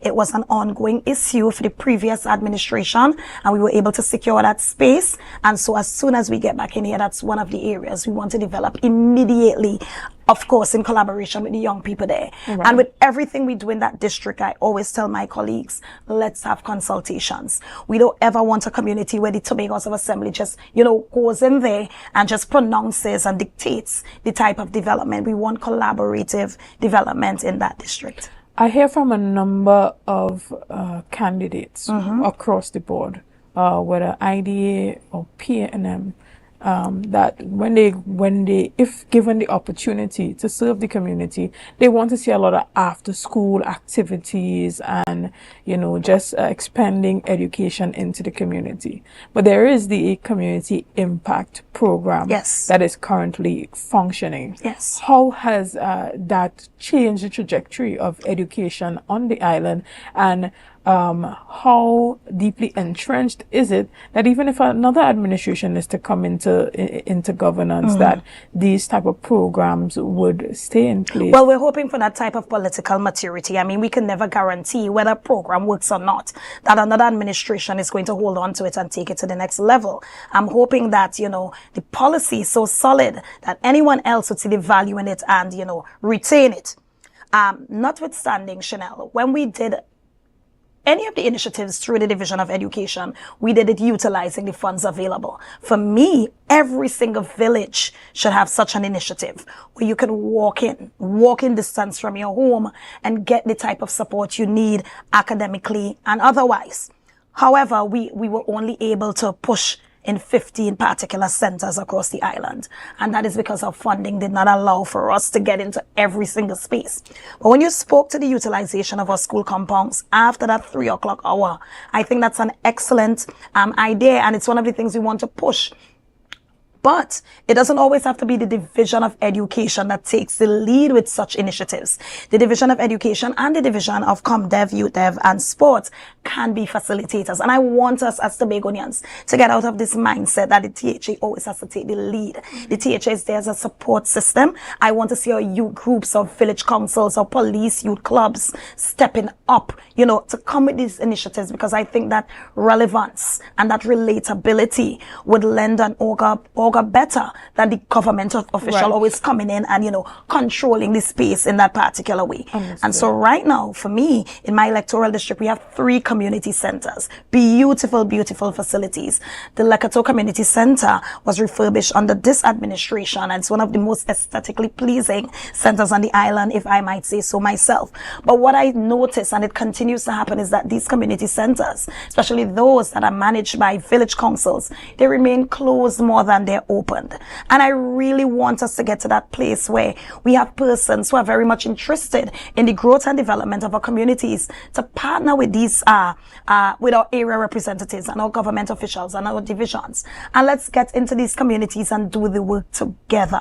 And that comes obviously when an area representative is approachable, is accessible, has that ability to see the needs of the people and engage them in the conversations that will take them to that stage that they feel empowered to come with proposals for such initiatives. So that is one of the areas I want us to continue working towards. Let's open up our schools. I mean, with all the resources and all that we invest in our actual infrastructure for schools, it's only fair that we have these after-school programs and they can come across in different ways. Yes, academics, but I want to see more of the tech folk areas being pushed in the schools. And that is why I invested in that Bethesda Lekato Skills Training Camp, almost as a pilot, so we can see how the thing can work on a smaller scale, see the type of partnerships that are required for it. And I'm calling on corporate Trinidad and Tobago to jump on board with these types of initiatives that would empower our communities. Right. And, you know, finally, as it pertains to digitalization and digital modernization of the Tobago House of Assembly,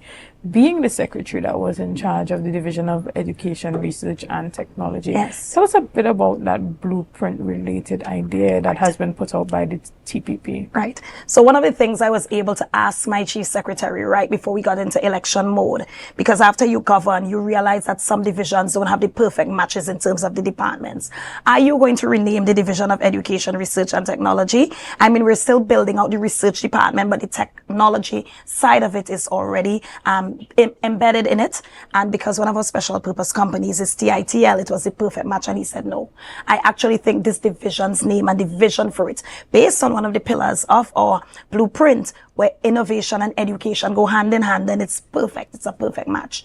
One of the things we were able to do, and I want us to continue doing in this new term, that solid partnership with TITL. And the fact that although we have an ICT department in DIRTEC, they worked so closely with us and the synergy was so perfect.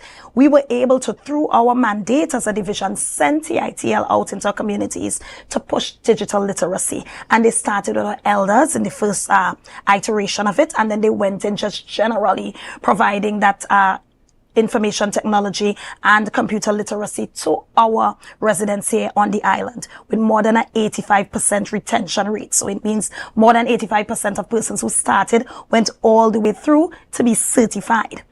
What I want to see some more is that we get into the robotics, we get into the coding, we get into all of this AI technology, because now that you're computer literate and the digital literacy is there, we have to understand that digitalization and what digital transformation would mean for the island of Tobago. And I was so excited when I saw it being one of the pillars of our developmental pathway, because I know most persons would say, well, it's obvious if the world is moving towards, but you have to be strategic and intentional whenever you're going with these types of pillars.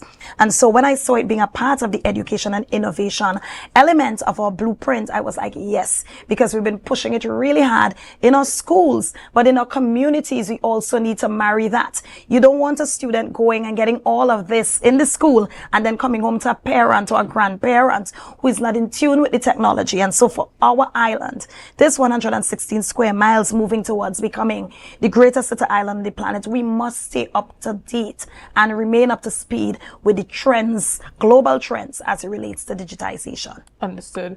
Well, unfortunately, we don't have much time to keep going this morning. We're already 9:10. Wow. But is there anything that you want to say to Tobago and to members of your district as it pertains to this election on Monday? Yes, I do, of course.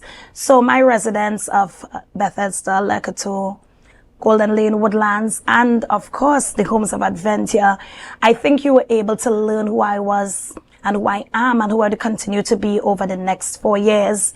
You know my heart, you see my passion. Very, very spirited, very energetic, very engaging. I think that accessibility is one of the areas as an administration we need to improve on, that communication with our residents. And I've worked out how different parts of my community operates and how I need to communicate with them. We've utilized different modalities over the last 4 years, and I took that social contract that we had with the people very seriously, and I was able to look at different ways you can reach your residents. But my commitment is to continue doing the things that I know we need to do, and I'm saying we because it's collective, and I think the district understands that the rep can't do it alone. The rep needs that support, and the rep needs to provide that avenue for us to have these meaningful, engaging conversations on how we push Bethesda Lekoto to the fore. I think it's one of the most rural, and I'm speaking to that Lekoto, Golden Lane, more rural part of Tobago West.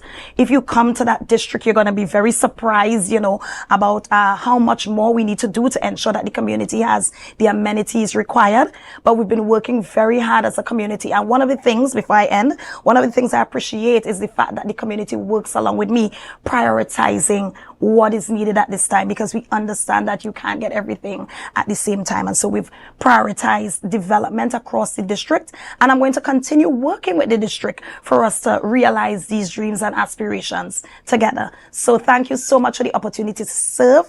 I think we don't say thank you enough.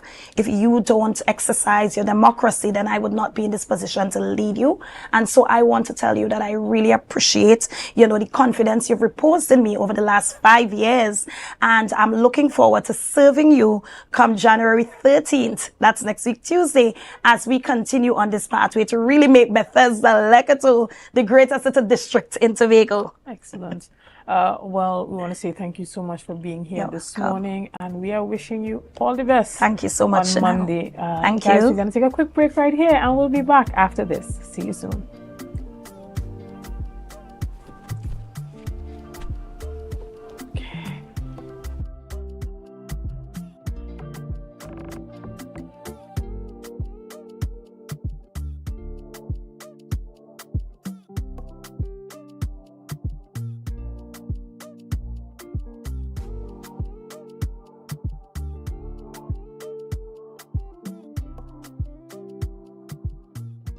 The following is a paid political advertisement. Tobago is we. Tobago is all our we. The Anchor holds. Join the TPP family on Thursday, January 8th for 2 powerful public meetings. Join us at 6 p.m. at Kokowati Mason Hall. Come hear the best candidate for Mason Hall South Bagatelle, Natisha Charles Panton, a competent, consistent, and community-driven leader. Then we journey to Calder Hall. Join us at the Calder Hall playing field from 8 p.m. Come here, the best candidate for Scarborough Mount Grace, a man committed to urban development, performance beyond compare, Mr. Trevor James. 1 night, 2 meetings. Come out in your numbers on Thursday, January 8th at 6 p.m. at Kokowati Mason Hall and from 8 p.m. at the Calder Hall playing field. Tobago is we. Our future, our voice. On January 12th, 2026, vote for bold leadership. Vote for the Anchor. Vote for the Tobago People's Party. Tobago is we voting TPP, Tobago People's Party. Now the Anchor holds. That was a paid political advertisement.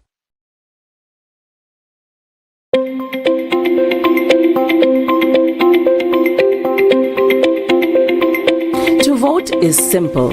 The Elections and Boundaries Commission advises that before Election Day, you should receive your poll card in the mail. Open it to find the address of your polling station. Keep the poll card safe and take it with you on Election Day. If you did not receive your poll card in the mail, you can still vote. A poll card will be prepared for you at your polling station. You can also visit the EBC's website at www.ebctt.com or call the hotline at 785-8206 or 785-8211 to find your polling station. On Election Day, you should check the list posted outside your polling station for your name and number. Where there are several polling stations on the same compound, an information officer will direct you to your polling station. Polling agents who act on behalf of candidates are there to witness the process. If your name is on the list of electors and you have a valid ID card, you join the green line. All other persons, including physically incapacitated, blind or visually impaired persons, should join the red line. You are required to sign your poll card in front of the poll clerk. The deputy presiding officer examines your hands and fingers. If there is no evidence of electoral ink stains, you're issued a ballot paper. The deputy presiding officer also demonstrates how to mark and fold a ballot paper using the guidance ballot and how to vote with the X stamp. The ballot paper is folded to display the initials of the deputy presiding officer and the polling station number. A blind, visually impaired or physically incapacitated person is allowed to vote with the assistance of a companion. In the privacy of the voting booth, you vote by placing an X at the right of your candidate's symbol. If you make a mark other than an X, your ballot will be rejected and not counted. Fold hold your ballot paper as you were previously shown by the Deputy Presiding Officer and proceed to the officer in charge of the ballot box. Display your folded ballot paper with the initials of the Deputy Presiding Officer and polling station number. You will then be required to dip your finger in the electoral ink before you are allowed to place your ballot paper in the ballot box. If you refuse to dip your finger in the electoral ink, you will not be allowed to vote. When you've finished with this process, wipe off the excess ink. Any problem you encounter in the polling station should be brought to the attention of the presiding officer. To vote is your right. Exercise it. A message from the Elections and Boundaries Commission, your partners in democracy. Are you in a dispute with a registered investment service provider of the TTSEC? Or maybe you're the victim of an investment scam? You can lodge a complaint or submit an anonymous tip to the Trinidad and Tobago Securities and Exchange Commission. Download our Investor Protection app or go to ttsec.org.tt to access our complaint form or submit an anonymous tip. Write a clear summary of your complaint. Submit copies of supporting documents along with the originals for verification. Provide a copy of the feedback received from the entity regarding your complaint. All investor complaints or scam reports submitted by the public are acknowledged and reviewed by the TTSEC. Investigations are pursued based on the outcome of the review. Trinidad and Tobago Securities and Exchange Commission, protecting the interests of investors and the public. You invest, we protect. Everyone benefits.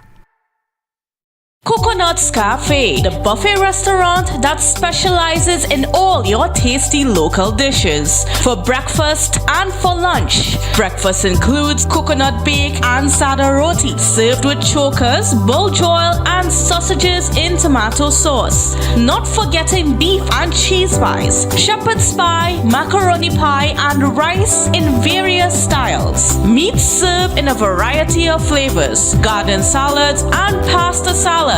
All this accompanied by fruit juices, coconut water, your choice of a great combination to appease your taste buds. So call us today to order, as we are here to accommodate your busy schedules or if you are having a cooking day off.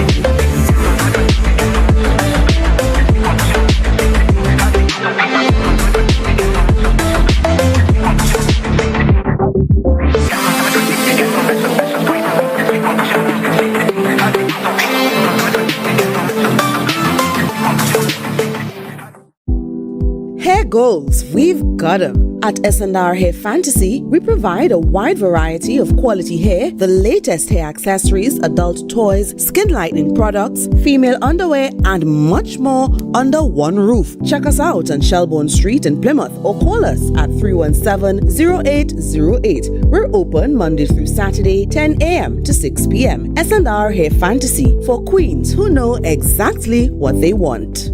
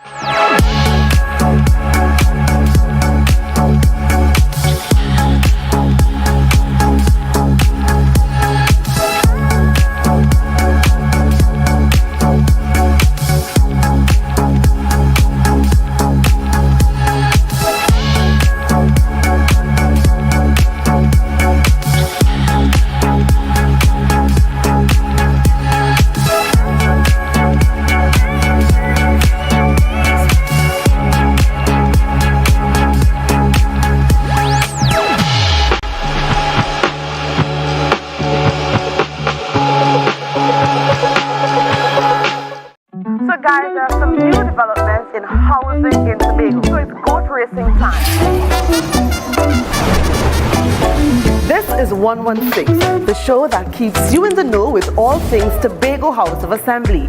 Each week, 116 delivers a fun and engaging overview of the latest developments, achievements, activities, and events of our dynamic assembly. So join me. Let's dive into the Tobago House of Assembly's Week in Review right here on 116.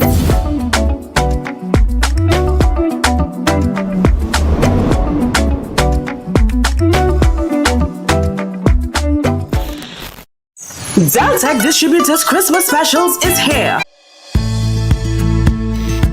TNTech is pleased to advise that its Roxborough Service Center has reopened. Starting Monday, 10th March, customers can once more visit the Roxborough Administrative Building to pay TNTech bills, request new connections, and more. TNTech, powering the nation into the next generation.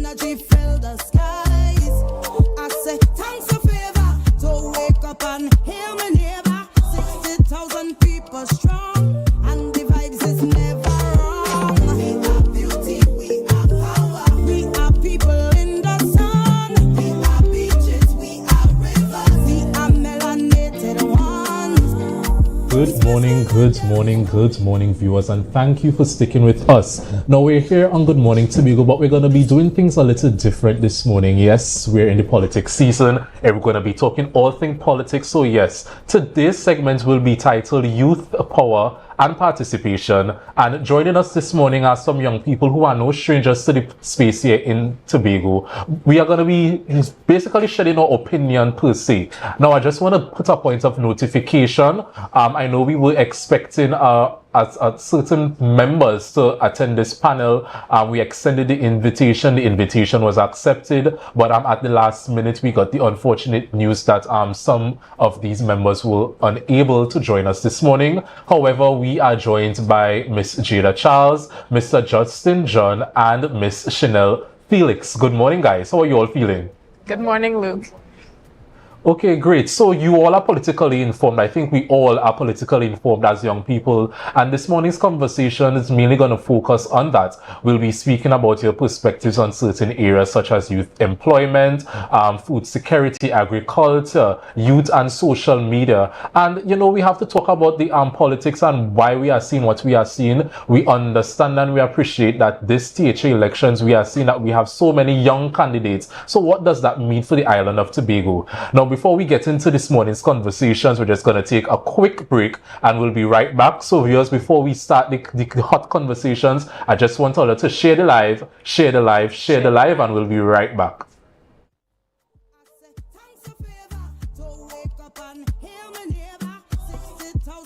The Caribbean is more than just a place. It's a spirit, resilient, vibrant, and full of possibility. Rooted in connection, driven by community. It's who we are at the heart of everything we do. For over 150 years, we've been right here, invested in the Caribbean, its people, and its progress. And today, we're going even further. Liberty Business, rooted in the Caribbean, committed to you.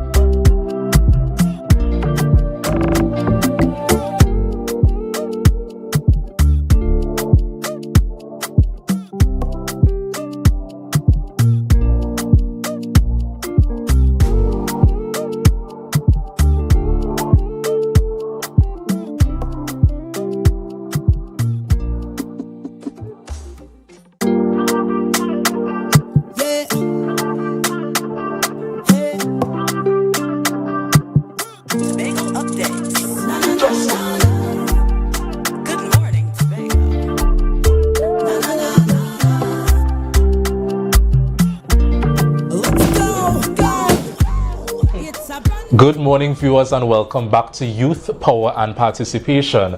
Now, we're going to start this morning's conversation off. I'm just going to throw it out there. Anybody could answer. And I want to ask, when you think about the youth and the young people in Tobago, what responsibility do we play and what responsibility do we have in our communities that goes beyond social media and visibility? Because too often where young people are concerned is almost as if our participation is a bit tokenistic and a bit, performative. So I want you to walk us through what responsibility you think we as young people play on the island of Tobago in our communities that goes beyond mere theatrics. Well, since you didn't point out anyone, and I seem to be on the far end, I guess I'll start off the discussion this morning. When I think about the role of young people within this society, I look at it on different fronts. One of those fronts have to do with accountability. I see young persons as having the role of holding government officials or anybody in leadership accountable for the type of promises that they made, but to also ensure that the policies created are youth friendly, and include them, include their ideas, and include where we want to see the island go. I also see youth participation as being one that persons have to want for themselves. No one can force a young person to get involved. We have to see the need to be involved, to be at the table and have a say. And I say this to say that there are a number of already existing organizations on the island that are very scarce for young people and youth involvement. We have the Tobago Civil Net organization, we have the village councils, and sometimes you look at these organizations, and unless someone on that executive goes and say, well, we need a youth representative, we need to go out and find somebody, there's hardly ever, from my own experience, young persons in the community that are coming and say, well, I want to be a part of this, I want to be a part of that. So I think there needs to be some type of encouragement by some means for young persons to understand that your role is not just to see a representative and hold them accountable, but to also, for yourself, have that impetus to get involved. Thank you so much, Chanel. And I do agree with you on that point. I think too often we have policies and platforms and organizations that are created for youth, but they are not created with the youth. So there's always that obvious disconnect between us and these organizations that are supposed to give us a platform, or these programs that are supposed to boost our acumen as young people. Jada and Justin, any of you all have varying or objecting opinions? Yes, I agree with Chanel and also with you that there is a disconnect between young people and being interested in politics and governance. And I think that stems from young people having more of a laissez-faire approach and letting other people make decisions for them and govern for them. And I think that this is something that needs to change in our mindset, because at the end of the day, the decisions made today shape our future going forward. And the younger generation, they have to live the longest with these decisions that are made. So I think it's very important that youth are consulted, that youth have a say, and the youth perspective of now is considered when making decisions that will affect us in the long term. And young people need to have a greater, input in making these decisions, and that will come from them having, as Chanel said, wanting it, having a need, recognizing that there is a lack of young people in space, in organizations, in policy making. Don't wait for an older person to come and say, hey, we need a young person or one young person. We need to come together and make our voices heard, be seen, tell them, hey, no, you didn't ask us our input. This is our idea, this is our plan, this is how we think you should implement this policy or implement this program. Because at the end of the day, it is building a generation, a future for the younger generation, building a country that would last, a sustainable country. So young people need to get up and stand up and have a voice in the say of the decisions made today. Justin? I would agree with my fellow colleagues in terms of how youth are, seen in this space.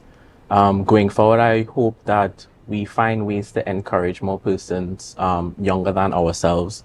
I think that all of us here hope that we are role models and examples that encourage persons to, want to be more active in political spaces, whether it be civil net or even parties, for example, because at the end of the day, governance matters to us. Governance matters to our future. I was having a conversation last night with a gentleman, and he spoke about all his qualifications that he has in terms of marketing and things like that, but it was really like, what else could I do? I want to see some change. How do I, be a part of that change? And he had to make that decision in and of himself. So we see a lot of persons shying away from making decisions of their own in Tobago, especially young persons. We, leave it up to those who sit in high seats of power, forgetting that they depend on us and our opinions in order to shape policy. I just want to add to what you're saying, Justin, and I feel like you're kind of forgetting one of the major things that you yourself are involved in, that there are the platforms for youths to start getting involved, even at the Assembly legislature, where we see a number of youths coming forward and being a part of those debates, and that kind of stirring up that desire to represent. Because you invited me very recently to facilitate a discussion with youth students for that Tobago Day debate. And I know that from those type of platforms that those students are now like, okay, well, this is possibly something that I can get involved in. And well, I do like your point there. Being more so involved in processes like that, I appreciate the fact that we do encourage young persons into it. I think there's still more to be done. There's an interest that comes when we are learning, and policies such as going into schools and giving that information on how governance works is one of the key ways of encouraging it. But I think we just have to keep pushing at it, and more could be done. All right, guys, and I just want to open up the conversation a bit more to a very sobering question, or a question that is of much importance this morning.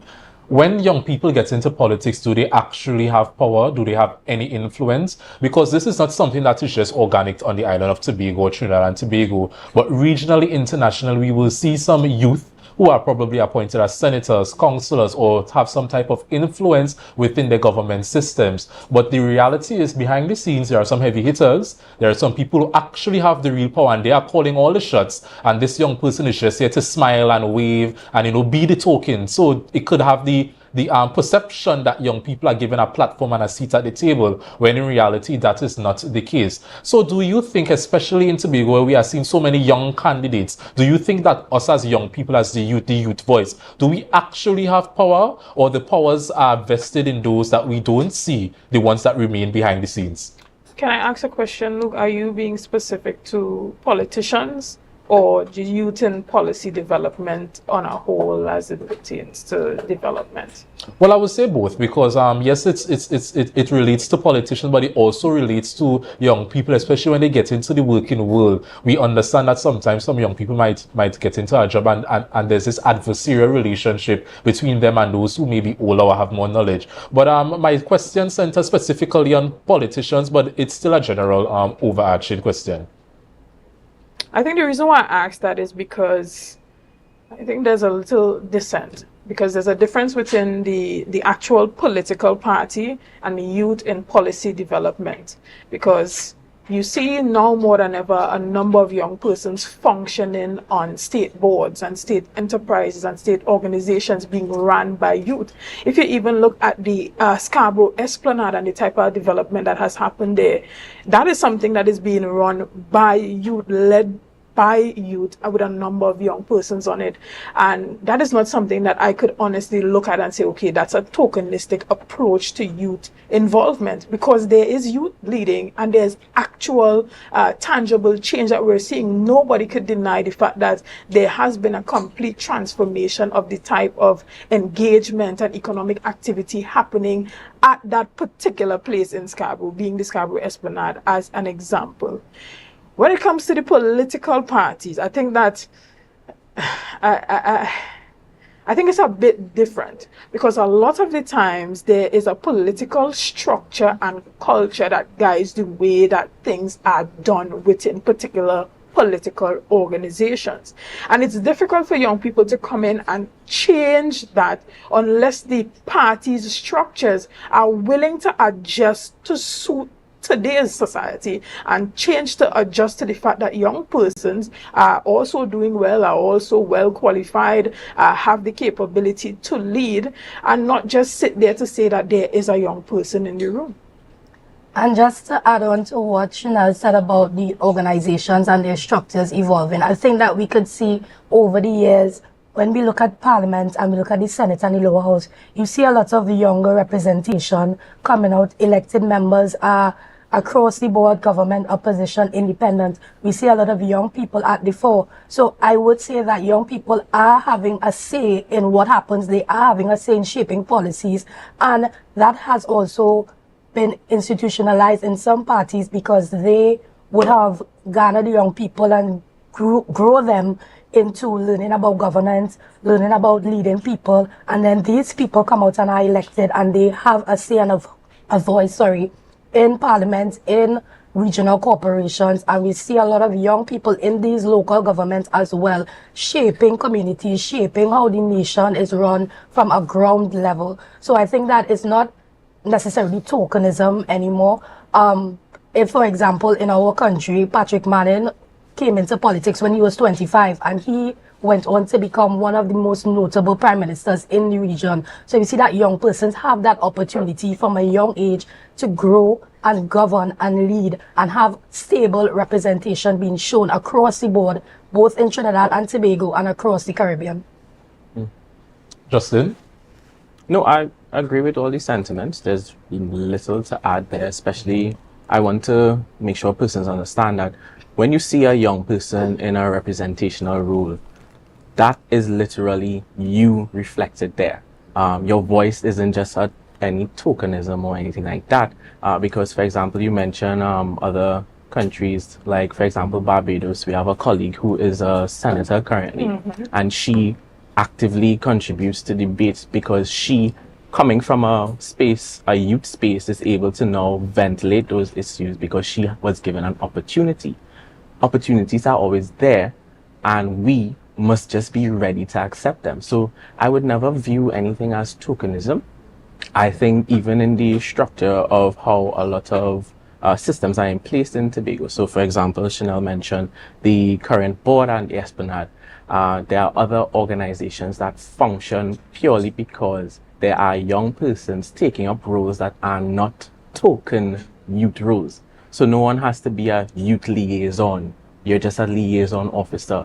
No one has to be the youth president or the youth secretary for tourism. You can be a tourism secretary. It is your choice to be a part of it and, go past tokenism and give your voice or give voice to all the issues that young people are facing when you are given that opportunity. Can I speak to the actual political parties? Because from the outside looking in, I want to be honest, guys. It seems that I know that you guys function in the People's National Movement as well. Well, that's not a part of this discussion, but it seems that within the last THA election, that there had been a shift. When the People's National Movement lost that last election, it seemed that they went back, they recouped, and they decided that the strategy being implemented before was not working, and that they had to take an approach that had a greater level of youth involvement. This is just me from on the outside looking in. Even from the last general election where the People's National Movement lost that general election, it seems that the pivot is now to involve more young people in helping to transition the party, because there is the understanding that, listen, wheresoever the party has to go or the society has to go, young people have to be involved and young people have to be at the forefront. Yeah, and this is something that has been embedded in the party structure of the People's National Movement, being so youth-centered. They have national youth leagues, they have youth leagues in all the constituencies where young people have that opportunity to get involved with the party structure, get involved with governance, get training, be involved with ministers, be involved with members of parliament, and they aspire to be like these people and to lead. So you see that there is a clear line where the young people have something that they could look up to and say, okay, this is something that is attainable, because they're taking governance and you're not putting it in just in a parliament. You have your members of parliament that were elected from a party. They are involved with the young people. They are helping to build a future generation. And I would credit the People's National Movement for being very youth-centered and youth-focused and understanding, as you said, Chanel, that the young people are the way forward. And it takes a very special type of thinking to understand, okay, maybe the old way of governing and administrating is not how we can develop and grow. Maybe that is why there might be stagnation in some places. But if we take young people and the youth perspective and garner that, then okay, we can see a future that is being built on the backbone of not just PNM people, but all young people, all Tobagonians across the island. And what I would add to that, Chanel, and you yourself being a TPP spokesperson, when you go forward and look at how young Tobago's demographic is, especially in politics, I think it was always, going towards youth focus. Sometimes a loss might be what is necessary to, pivot and look back on that focus. But I think at this point in time, the the People's National Movement is building its capacity. I can't speak for other organizations. And its capacity or the future of any organization is how much they invest in youth. And I see that a lot today. I just want to clarify that I am not, neither have I ever been a TPP spokesperson. Oh, and when it comes to politics, I can see good policy on any side. And when it comes to youth development, I could tell you something. PNM has a structure that any party could adopt when it comes to how young people transition. And you can look at young people who come through the PNM, you see how they are trained, you see how they are developed, and how the party pushes them to be in leadership roles. But I can sit and I can see good and bad on each side, and I stand on that. And I love objective views. All right, guys, so we're just going to take a quick break and we'll be right back to continue the conversations. Viewers, just stick with us. Remember to share the live, share the live, share the live.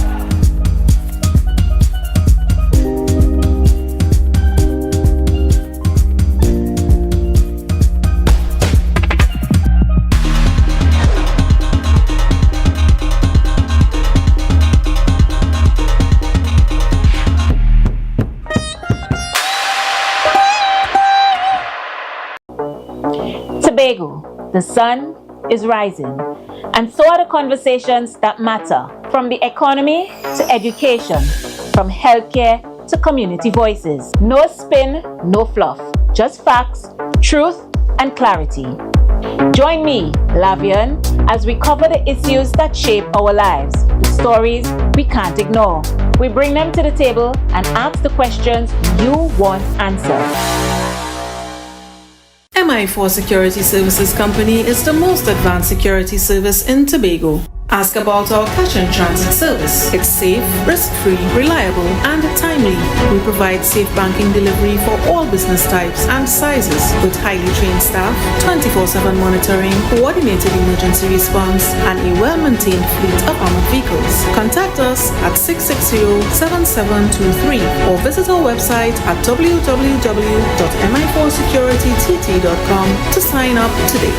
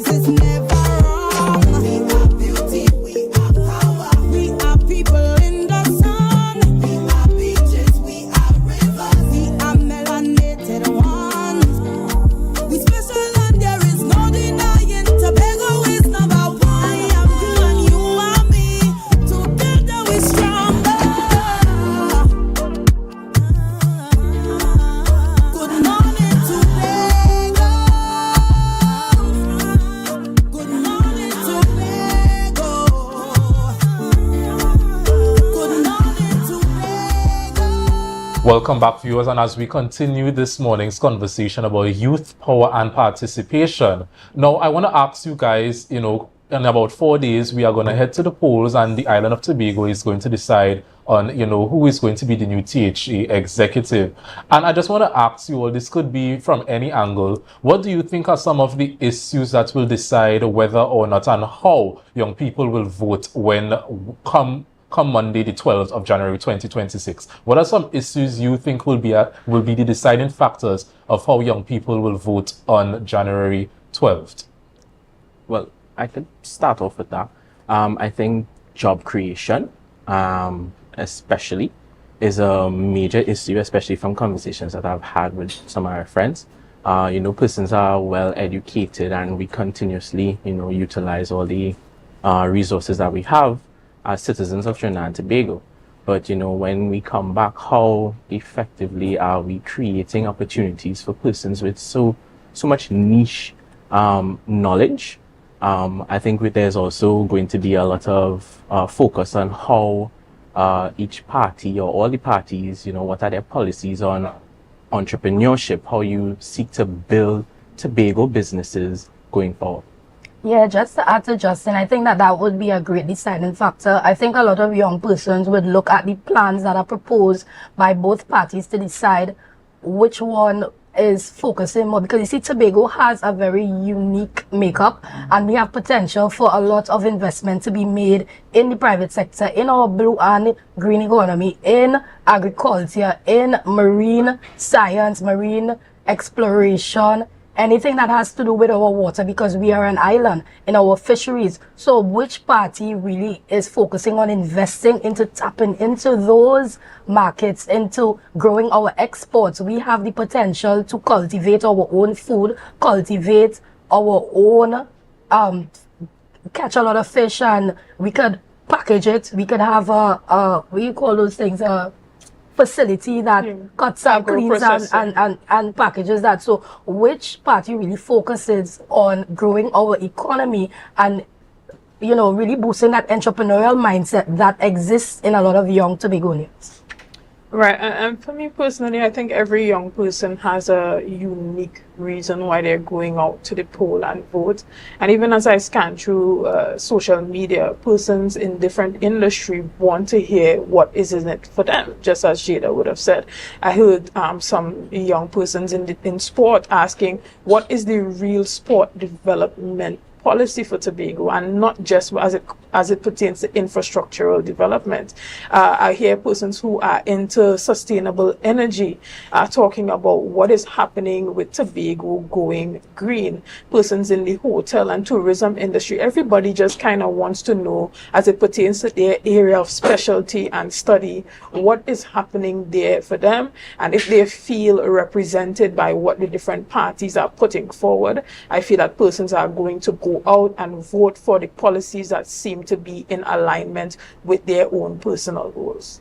And you know, guys, I want to just speak a bit about the projections, not to get anything specific, but when you look at the election outcomes in Tobago, it hinges more on turnout and your ability to mobilize your resources rather than headline issues. So, and the ironic thing is that some of the marginal seats on the island, such as Bukumong Pleasant, Signal Hill Darrell Springwim, and Plymouth Blackrock, they have young candidates who are contesting in those seats. So I want to ask you, do you think that the political conditions that produced the results we observed in the last THE election and even the last general election, do you think those political conditions and issues still exist now and will act as the deciding factor come January 12th? No, okay. I don't think so. I Why? think the last election, persons were really driven to make a political shift and a political change. After 21 years in governance, person wanted to see what difference could be made on the island if somebody else is given the opportunity to see possibly something different happen. I think this time around, voter turnout would be less. I expect less persons to come out and vote this time around. Now, I want young people to come out and vote. However, I think that the momentum to come out and drive that, there was a psychological reason behind why persons were so inspired and motivated to come out and vote against the People's National Movement in the last election. I don't feel like that same level of vigor and motivation is there among persons. I know some persons even lost a lot of political motivation within the last 4 years to even participate in the political process. And the question is, how do you then re-motivate those persons that outside of a big political shift, like moving somebody out from after 21 years in office to come out and vote, still come out and vote. So I think that what is different this time around is that the motivations to come out and vote is different. Okay, and I agree with you, Chanel, because if you look at the numbers, especially after the January 2021 elections, during that period from January till December, what happened? We observed that a lot of Tobagoans became aware and informed and alive to how politics really work, and then we would have saw that in January it was a 51% voter turnout, and then for December it was a 56% voter turnout. So I think between that period from January 2021 to December 2021, I think Tobagoans were able to really sit down and pay attention and make the decision that, okay, maybe, just maybe, the People's National Movement is just not the attractive option for us at this moment. Jada or Justin, what are your thoughts? I think that now the political climate in Tobago, it's even playing field. I feel like no seat is safe, and it will come down to the minds of Tobagonians. I think that what has happened in this space, there has been a shift, as Chanel said, in 2021, persons wanted change and they wanted something different. But coming after the last 4 years, you know, persons are now questioning the change that they really want to see occur. Was Tobago revitalized or redeveloped in the way that they expected? And they would have compared PNM, when PNM was in power, to the last administration's term in power, and then they would make informed decisions on which party would have delivered more for Tobago. Where did you see more development? Where did you see more programs and policies and job creations for the island? Which party would have boosted the economy more? And that would be a very deciding factor in the election. And as Chanel said, coming from an election earlier this year, the general elections, we would have seen that persons are not really interested in voting anymore. Persons are basically coming to the idea that, you know what, my voting makes sense because nothing is really being done for me. But I think that it's important that persons don't lose hope and be motivated to know that, okay, things can be done for you and you have to make the change that you want to see. You have to elect persons who you think have the best policies for you. If something is not working, okay, you change it and you try something else. And I think that that is the mindset of Tobagonians now. They would have tried something for the last 4 years and they must decide, did it work for me or do I want to go back to where I would have seen development or policies, you know, developing over a longer period of time, over a shorter period of time. And what I would like to add to that is that the Tobago of 2021 is not the Tobago of 2026. We'll say the Trinidad and Tobago of 2020 is not the Trinidad and Tobago that was in 2025 for April. All that to say is that I want to make a clarion call to young voters and persons who are actively watching what is going on. Take an interest in not just politics, take an interest in your country, take an interest in your civic duty to go out and vote. And the best way to do that is to make an informed decision. There's a lot of information out there about what parties have done, what parties plan to do going forward. And it's really upon us to take some responsibility going forward as young people and as Tobagonians. And you know, all young persons within our demographic, a lot of times they depend on social media for news. But sometimes social media is where you get misinformation and disinformation. So I like the fact that you indicated the impetus is really on us to really go and get the facts. Because depending on a couple blogs to post a few clips from different party meetings is not a way to be politically informed on what decision to make come Monday. Please do not make your political judgments based on that. Correct. All right, and guys, I think we're all out of time. I'm just waiting for management to probably tell me if we should go further or we should take a break. But while I wait on that confirmation, guys. When you look at the politics on the island of Tobago, I always love to tell people it's unpredictable. It have no, okay, this one might win, that one might win. Tobagoans, we are very tactful and strategic with the way we vote. And what I would have observed is that the last general election, we saw that the Tobago People's Party, they would have cemented themselves as the political party, you know, contesting and winning the general elections. We would have saw that they defeated some of the longest standing MPs. Now the question now is the Tobago People's Party able to keep that momentum from general elections going? Chanel, you're somebody who's in media, you're in journalism, you're alive to what goes on in this space. So I want to throw that question to you. Do you think that the Tobago People's Party was able to maintain the momentum from general election? Well, looking at the meeting that they had last night in Bethel, it seems like they have a huge level of momentum right now on the campaign. And, you know, if we take off of social media, you have those polls happening on, I think I saw one on Tobago Observers.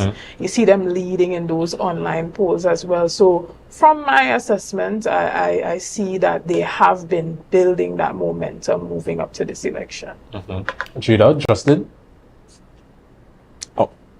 I have no opinions on that. Okay, and I love how Chanel touched on social media, because social media seems to be a very important, not the deciding factor, but it's a heavy hitter. And if we are to do a comparative analysis to the social media strategies used by the People's National Movement in the 2021 THA elections versus now, how will you analyze that? Because we are seeing that there is minor improvements.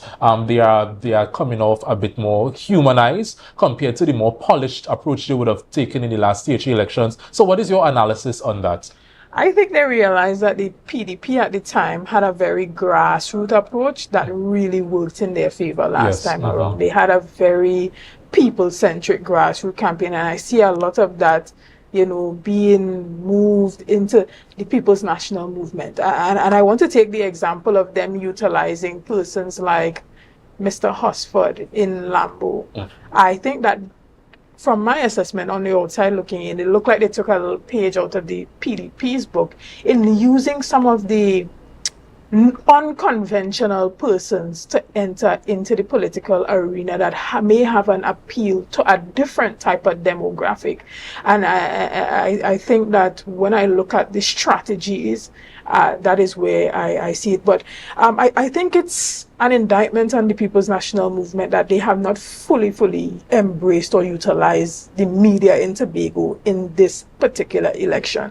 And I say this to say that I recognize that there are particular platforms that they have recused themselves from, and Tobago Updates not being able to carry those live broadcasts of their meetings. I know last time I was able to see their meetings on Tobago Updates. I hear a number of candidates on the morning times on the Radio Tambourine Morning Show. I haven't heard any of the People's National Movement candidates on these platforms. So I just think that it's a bit disappointing that they have not maximized their reach as it pertains to fully utilizing the media. Well, I would just say, Chanel, based on my observation, because election is ramping up, we see that political meetings are clashing, and Tobago Updates have been covering more of the TPP meetings that are happening at the same time as the PNM meetings. So I don't really say it's them recusing themselves, but it would just be in terms of availability to get the broadcast. You know, no, well, there is last time there is a dual stream. So you can stream multiple things live at the same time on social media like Facebook and YouTube. So I remember last time, I think they had their own broadcast team though that sent the stream to the network, so it was able to be broadcast. So even if the production team is not there, there's a way that they would say, okay, we have the stream on our Facebook page, you can just take the stream and run it on your platforms. I don't even think I saw it on Channel 5 either. So I'm not sure where the fall down in the communication strategy happened, where the People's National Movement did not fully engage with the existing media platforms on the island. And I want to say that you miss the opportunity to really meet people where they are. There are a number of persons neutral who can be swayed, some of the older people persons in the diaspora who are on these platforms and use it as a go-to to connect with what's happening in Tobago. So I just think that that's a place where the strategy I saw lacking a bit. Okay. Guys, so we just have about 2 more minutes left. I really do hope that probably before the elections, we could probably expand on this conversation. I think coming down to this latter half, we started getting into the juicy analysis that we should have started off with. But, you know, every good thing, you must take time. As we wrap up, anybody who wants to leave anything to any young person who's listening to the show today, any sobering words of advice you would want to leave with them? Go ahead. Well, I would say to young people, just make informed decisions, look at what is going on in the space, and have a more engaged opportunity and a more engaged participation in politics and in governance. Even if you don't want to necessarily get into those fields, you have a right to vote, you have a civic duty to your nation, to your island, to your people, to the generations coming after you, to make a decision that will make an impact on them. Don't just do it for yourself, do it for those who will come after you, do it to build your economy and to build your island, and you know, get involved in voting. Even though you might not be motivated, it will have effects on your life, whether it is you choose not to vote or not, the choice will still affect you. So just on January 12th, get out to the polls, vote for a better Tobago. Anyone else? Well, what I'd like to say is targeted in 2 spheres. One is towards the youth candidates that are running in this election. I want to say to you that we are inspired by you taking that brave and bold move to step forward and put yourself up for, to be considered by the people of Tobago. I want you to know that, when you step on the platform to bring forward your ideas, bring them boldly with great conviction. Because whether or not you win the election, your ideas are going to go out there and the people are listening. The darts might come at you. Broaden your back. Keep going. Don't let the outcome or the things that you encounter during this journey turn you away from leadership or from politics. Don't get so dissatisfied or demotivated by the things that you encounter that you walk away saying, no, me and politics again. Please, I beg of you, the future of Tobago depends on it. And finally, the message to young persons: we create the political environment. Based on what we perpetuate and what we accept, we create the political culture. So if we want the political culture to shift and we want our representative to raise the level of politics and get out of the dirty gutter politics and the personal attacks, we have to see it happening and say, that doesn't sway us. That is not something that determines who or what we vote for. When we see the political bullying happening on Facebook, let us recuse ourselves from participating in it. And if we do, let us condemn that type of behavior and try to raise the standard of politics on the island of Tobago. And I love all the sentiments that were shared by both of you. Going forward, January 12th is right there. So Tobagonians, it's our time to, exercise our democratic right and vote. It's where we show our voice. It's where we show who we are as a people, how we want to see our future. And I believe that there's enough information. Yes, there's a lot of disinformation that was spoken about, or even misinformation. But as Tobagonians, I believe that we are discerning people.